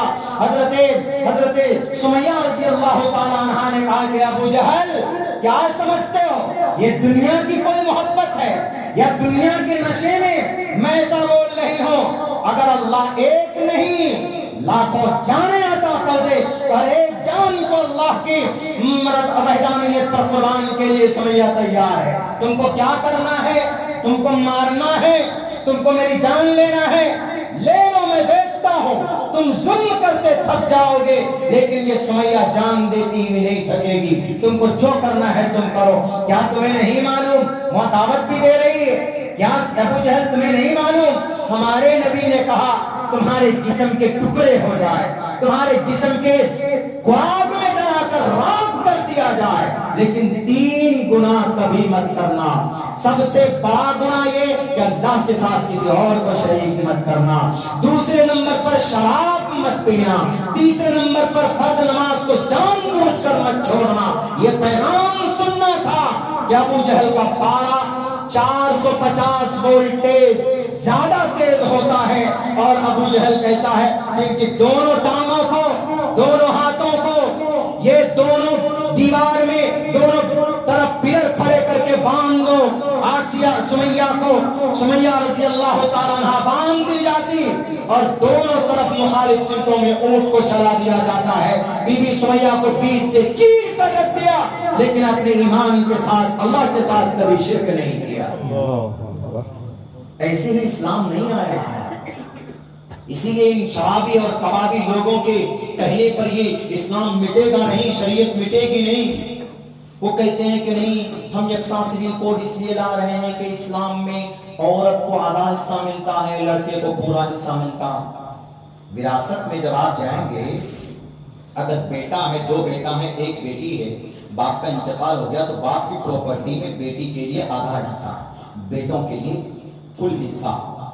تو دکھنے میں تو ایسا لگ رہا ہے کہ یہ تو ناانصافی، وہ بھی بیٹی ہے، وہ بھی اولاد ہے، اس کو بھی برابر ملنا چاہیے۔ یقیناً ہمارے اور آپ کے ذہن میں بھی اس طرح کے سوالات آ سکتے ہیں، لیکن قرآن کا جو بھی حکم ہے وہ اللہ تبارک و تعالیٰ کی طرف سے ہے، اور اللہ نے انسان کو پیدا کیا، اور انسانوں میں کب کس مسئلے کی کیا حکمت ہے اللہ سے بہتر کوئی نہیں جان سکتا۔ تو مفسرین نے لکھا، اور یہ ڈائریکٹ حکم ہے، کسی حدیث میں نہیں بلکہ ڈائریکٹ قرآن کریم کے اندر سورہ نساء میں ہے، عورت کے لیے، لڑکی کے لیے آدھا حصہ، لڑکے کے لیے فل حصہ، یعنی 50 اور 100۔ یکساں سول کوڈ اگر آئے گا تو عورت کو بھی پورا ملے گا، مرد کو بھی پورا ملے گا، برابر سرابر ملے گا، جو کہ شریعت کے خلاف ہے، اسلام کے خلاف ہے۔ تو اب وہ کہتے ہیں کہ تو پھر یہ ناانصافی کیوں کریں گے بھیا؟ آپ تو بولتے ہیں کہ بھئی اسلام دنیا کا سب سے بہتر مذہب ہے، تو یہاں تو آپ ناانصافی کر رہے ہو۔ تو ہم جیسے طالب علم ان کو سمجھاتا ہے، ہم نے کہا کہ تم لوگ تو اپنی ضمیر بیچ کر یہ میڈیا والے کٹ کر مینڈک کی طرح اچھلتے رہتے ہیں، یہ دیکھیں اسلام کہتا ہے بہتر ہے لیکن عورت کو آدھا حصہ مل رہا ہے، بولتے ہیں کہ نبی آئے تو عورتوں کو حق حقوق دیے، لیکن یہ دیکھیں بیٹی کو آدھا حصہ مل رہا ہے، بیٹے کو فل مل رہا ہے، یہ کون سی ناانصافی؟ ہم نے کہا بے وقوف، تم کو سمجھ میں ہی نہیں آیا۔ کیوں؟ یہ اللہ کی حکمت ہے۔ حکمت کیا ہے؟ بیٹی پر کوئی خرچہ ہے؟ کوئی خرچہ نہیں۔ جب باپ کے گھر میں ہے تو باپ بھائی کے ذمہ اس کا خرچہ، جب شادی ہو جاتی ہے تو اس کا خرچہ کس کے اوپر؟ شوہر کے اوپر۔ بیٹی کو اگر 50% ملا بھی ہے تو سیونگ میں ہے، بینک بیلنس، 1 بھی روپے اس سے خرچہ نہیں ہوتا۔ لیکن بیچارہ جو لڑکا ہوتا ہے، ہر جگہ کون پستا؟ لڑکا پستا ہے۔ بیچارے کی شادی ہوئی، بیوی کا خرچہ کون؟ یہ لڑکا ہی برداشت کرے گا۔ ہاسپٹل، بیماری، تھانہ، پولیس، گھر، بچے کی پرورش، ہر جگہ پر کون جاتا؟ کون خرچہ کرتا؟ لڑکا خرچہ کرتا ہے۔ ہر جگہ پر لڑکے کی ذمہ داری، ماں باپ بھی بوڑھے ہو جائیں تو بیٹے کی ذمہ داری۔ عورت کو اگر کچھ بہتر چاہیے تو اسی کو، اپنے شوہر کو، یہ اسی کو کہے۔ اب یہ بیچارہ جو لڑکا ہے، پوری دنیا کی ذمہ داری اور خرچ لڑکے کے ذمہ ہے، اور ادھر لڑکی کے ذمہ بالکل بھی نہیں ہے۔ تو اسی لیے اللہ نے کہا کہ جب وہ بیچارہ ہمیشہ ہر جگہ پر بلی کا بکرا بنتا ہے، ہر جگہ پر وہی بیچارہ کھٹتا ہے، خرچ کرتا ہے، تو اس کو 50% بڑھا کرتا، اور بیٹی کا کوئی خرچ ہی نہیں ہے، بیٹی کے اوپر کوئی خرچ نہیں ہے، کوئی خرچ عورت کے اوپر نہیں رکھا ہے، سب مرد کے اوپر رکھا ہے۔ اسی لیے پھر بھی ان کی دل جوئی کے لیے اللہ کہتا ہے کہ ان کو 50% کم سے کم دے ہی دو۔ یہ نظام، یہ سسٹم ہے، سبحان اللہ، یہ حکمت ہے۔ نہیں آئے عورت کا مقام مرتبہ کہتے ہیں کہ بالکل اللہ کے نبی نے بلند کیا ہے، بیٹی کی پرورش کرو گے تو جنت میں میرے ساتھ ایسے رہو گے۔ بالکل صحیح بات ہے، یہ صرف قرآن میں نہیں ہے۔ یتر ناریستو پوجنتے رمنتے تتر دیوتا تتر تاستو نہ پوجنتے نہ رمنتے نہ تتر دیوتا۔ ناری کی عزت کرو گے تو ایشور آئے گا، ناری کی عزت نہیں کرے گا تو ایشور بھاگ جائے گا۔ اب بھاگ گیا ہمارے ملک ہندوستان سے ایشور۔ یا ناری کی عزت نہیں ہو رہی، یقیناً نہیں ہو رہی. خواہ نام کے بعد ٹرک کے اوپر لکھوا دینے سے نہیں ہوگا بیٹی بچاؤ بیٹی پڑھاؤ، لکھنے سے نہیں ہوگا، بلکہ عملی جامہ پہنانا ہوگا. اگر عملی اعتبار سے عورت کو کسی نے عزت اور سمان دیا ہے تو مذہب اسلام کے اندر شریعت اسلام نے عزت اور سمان دیا. میرے بھائیو، بہت ساری باتیں کرنے کی تو بہت ساری باتیں ہیں، لیکن یہ ہے کہ یہ بیسک چیز جس پر میں نے فوکس کیا ہے عقیدہ، بس اس کو کم سے کم مضبوط کیجئے اور اس کو پیور کیجئے. ہر چیز کا مالک اللہ تبارک و تعالیٰ ہے، ہمیں اسی ایک اللہ تبارک و تعالیٰ کی طرف اسی سے مانگنا چاہیے. ہمارے بچے اگر کسی اسکول میں جا کر سوریہ نمسکار کرتے ہیں تو بھئی ہماری مائیں بہنیں جو گھروں کے اندر ہیں وہ ان کی تربیت کریں کہ یہ بہت بڑا گناہ ہے، آپ کے ٹوٹل اعمال ختم ہو جائیں گے. اللہ سے دعا کرتا ہوں کہ اللہ تبارک و تعالیٰ ہم تمام مسلمانوں کو شرک جیسی مہلک بیماری سے ہم سب کی حفاظت فرمائے اور توحید پرست بنائے، قرآن و سنت کے مطابق زندگی گزارنے کی توفیق دی. اور نوجوانوں سے خصوصاً ایک درخواست کروں گا، کل تو پوری تقریر 1.5 گھنٹے کے نوجوانوں کے اوپر ہوئی تھی کہ آپ موبائل، سوشل میڈیا، فیس بک، واٹس ایپ، ویب سیریز وغیرہ وغیرہ پر اپنی قیمتی وقت کو ضائع مت کیجیے. آپ کو اللہ نے جوانی دی ہے، سب سے بہتر وقت ہے اللہ کے نظر میں، یہ بہتر ٹائم ہے. ایک بوڑھے کی نماز اور ایک جوان کی نماز اللہ کے نظر میں جو زیادہ پسندیدہ ہے وہ ایک جوان کی نماز. اسی لیے اپنی جوانی کو صحیح راستے پر لگائیے، سوشل میڈیا پر اپنی جوانی کو ضائع مت کیجیے اور خرافاتی چیزیں ویب سیریز کے ذریعے سے غلط کلچر کو مت اپنائیے. ہمارا ایک دوست تھا، آ جاتا ہمارے اسکول میں کبھی کبھی، اور جس دن آتا ہے وہ اتنے ٹی شرٹ پہن کے آتا ہے ایسے پھولتے ہوئے. ہم نے کہا کہ ہوا بھر کے آیا ہو کیا؟ بولتا مولانا آپ ہی بتاتے ہیں کہ قوی مومن ہونا چاہیے. ہم نے کہا وہ تو اچھی بات ہے، قوی مومن اللہ کو پسند ہے، مومن ہونا ہی پسند نہیں ہے. نماز پڑھتے ہو؟ بولا ہاں اس جمعے سے شروع کروں گا. جب بھی اس کو کوئی کہتا ہاں اس جمعے سے شروع کروں گا، جمعے سے کیوں، اسی وقت سے کیوں نہیں؟ اس کو یہ چیز تو یاد ہے. بولتا ہے کیا مولانا صحت یافتہ صحت مند اللہ کو پسند ہے ایسا مومن؟ ہم نے کہا کہ ہاں ہے، لیکن سلمان خان کو دیکھ کر صحت بنانے والا مومن پسند نہیں ہے. تو بنا تو ہم نے کہا کہ حضرت موسیٰ جیسی صحت بناؤ، باڈی بناؤ. تم کو اگر 6 پیک بنانا ہے تو حضرت موسیٰ اور اللہ کے نبی کو دیکھ کر بناؤ. یہ تم جو 6 پیک بنا رہے ہو، یہ جو تم ڈولے شولے دکھا رہے ہو، یہ کس لیے دکھا رہے ہو؟ فلمیں دیکھتے ہو، ان ننگے بدن کے ہیرو کو دیکھتے ہو، یہ تم کو 6 پیک دکھاتا ہے اور انہی سے تم پربھاوت ہو کر مرغوب ہو کر ارے بھائی یہ خوبصورت لگ رہا ہے ویسے بناتے ہو. اگر انٹینشن تمہاری صحیح ہو، نیت صحیح ہو کہ حضرت موسیٰ بڑے طاقتور تھے، اتنے طاقتور تھے حضرت موسیٰ کہ آج کل کا یہ جتنے ہیرو، یہ جتنے بھی ڈپلیکیٹ، یہ WWF اور یہ انڈرٹیکر، یہ خلیف علی ہے نا، ایک تھپڑ مار دیا تو یہ پتہ نہیں 3 مرتبہ مریں گے. اتنے طاقتور تھے حضرت موسیٰ کہ ایک قبطی کو مارا تھا، ایک ہی تھپڑ مارا تو وہی مر گیا. تو موت کا فرشتہ بھی ڈر ڈر کر جا رہا حضرت موسیٰ کے پاس. اور اللہ کے نبی کے ایک بازو میں 10,000 جوانوں کی طاقت تھی. اس وقت کا بڑا پہلوان رکانا آیا چیلنج کے لیے، نبی تم مجھے اگر پجا دو تو میں تمہارے دین کو قبول کر لوں. اللہ کے نبی نے کہا ٹھیک ہے، آؤ کہاں پر لڑنا ہے، کہاں پر مقابلہ کرنا ہے. سارے لوگوں کو بلایا گیا. رکانا نے کہا کہ ارے بھائی مجھ سے بڑا کون ہے، میں تو اس وقت کا راک ہوں، میں تو اس وقت کا انڈرٹیکر. اللہ کے نبی سیدھے سادھے آئے. آنے کے بعد میں جب انہوں نے کہا کہ پہلے تم کہ پہلے میں، تو انہوں نے کہا کہ پہلے میں.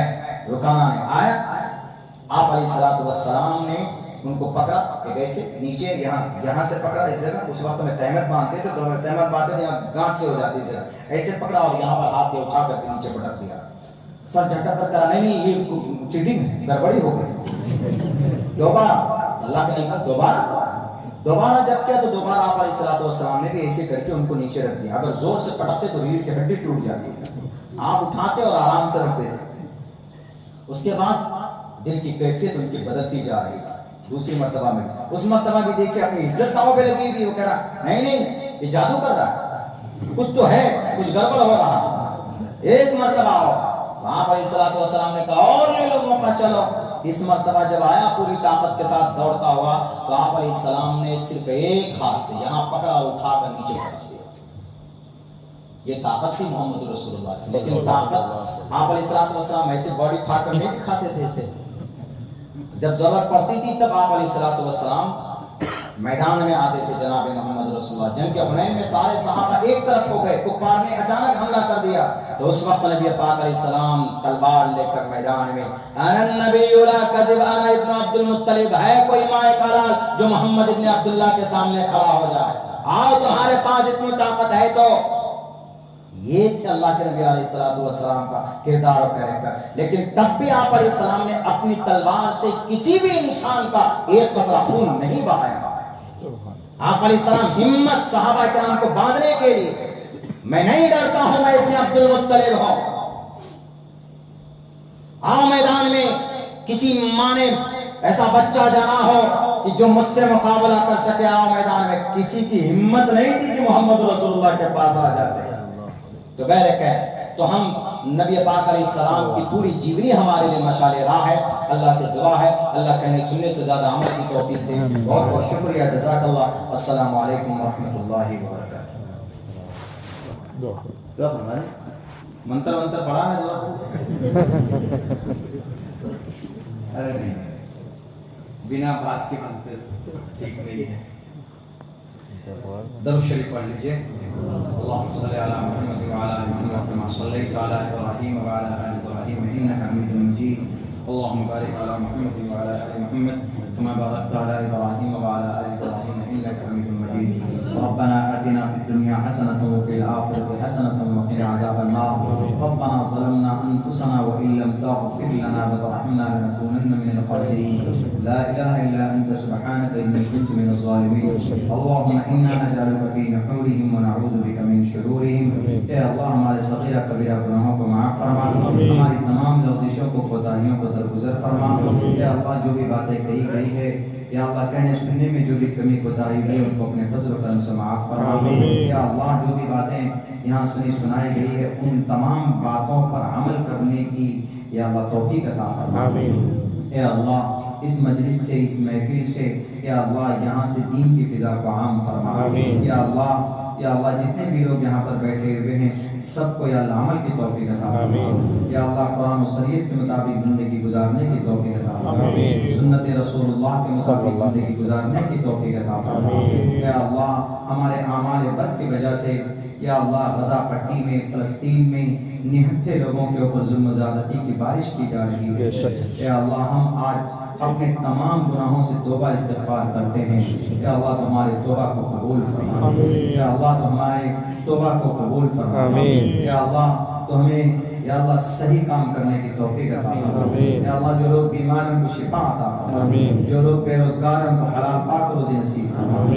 اے اللہ جو لوگ معصوم ہیں جیل کے سلاخوں کے اندر بند کر دیے گئے یا اللہ ان کے غیب سے رہائی کا اسباب پیدا فرما. یا اللہ جو بیمار ہیں ان کو شفا کاملہ عاجلہ دائمہ مستمرہ عطا فرما. ہمارے نگاہ کی شرمگاہ کی حفاظت فرما. تکبر ریاکاری سے ہماری حفاظت فرما. یا اللہ پوری دنیا کے مسلمانوں کے بیچ میں اتحاد و اتفاق پیدا فرما. ہمارے اس ملک کے اندر امن اور شانتی پیدا فرما. ایک دوسرے سے مل جل کر رہنے کی توفیق عطا فرما. انسانیت کے ناطے ایک دوسرے سے محبت پیدا فرما. یا اللہ شریعت کے مطابق زندگی گزارنے کی توفیق عطا فرما.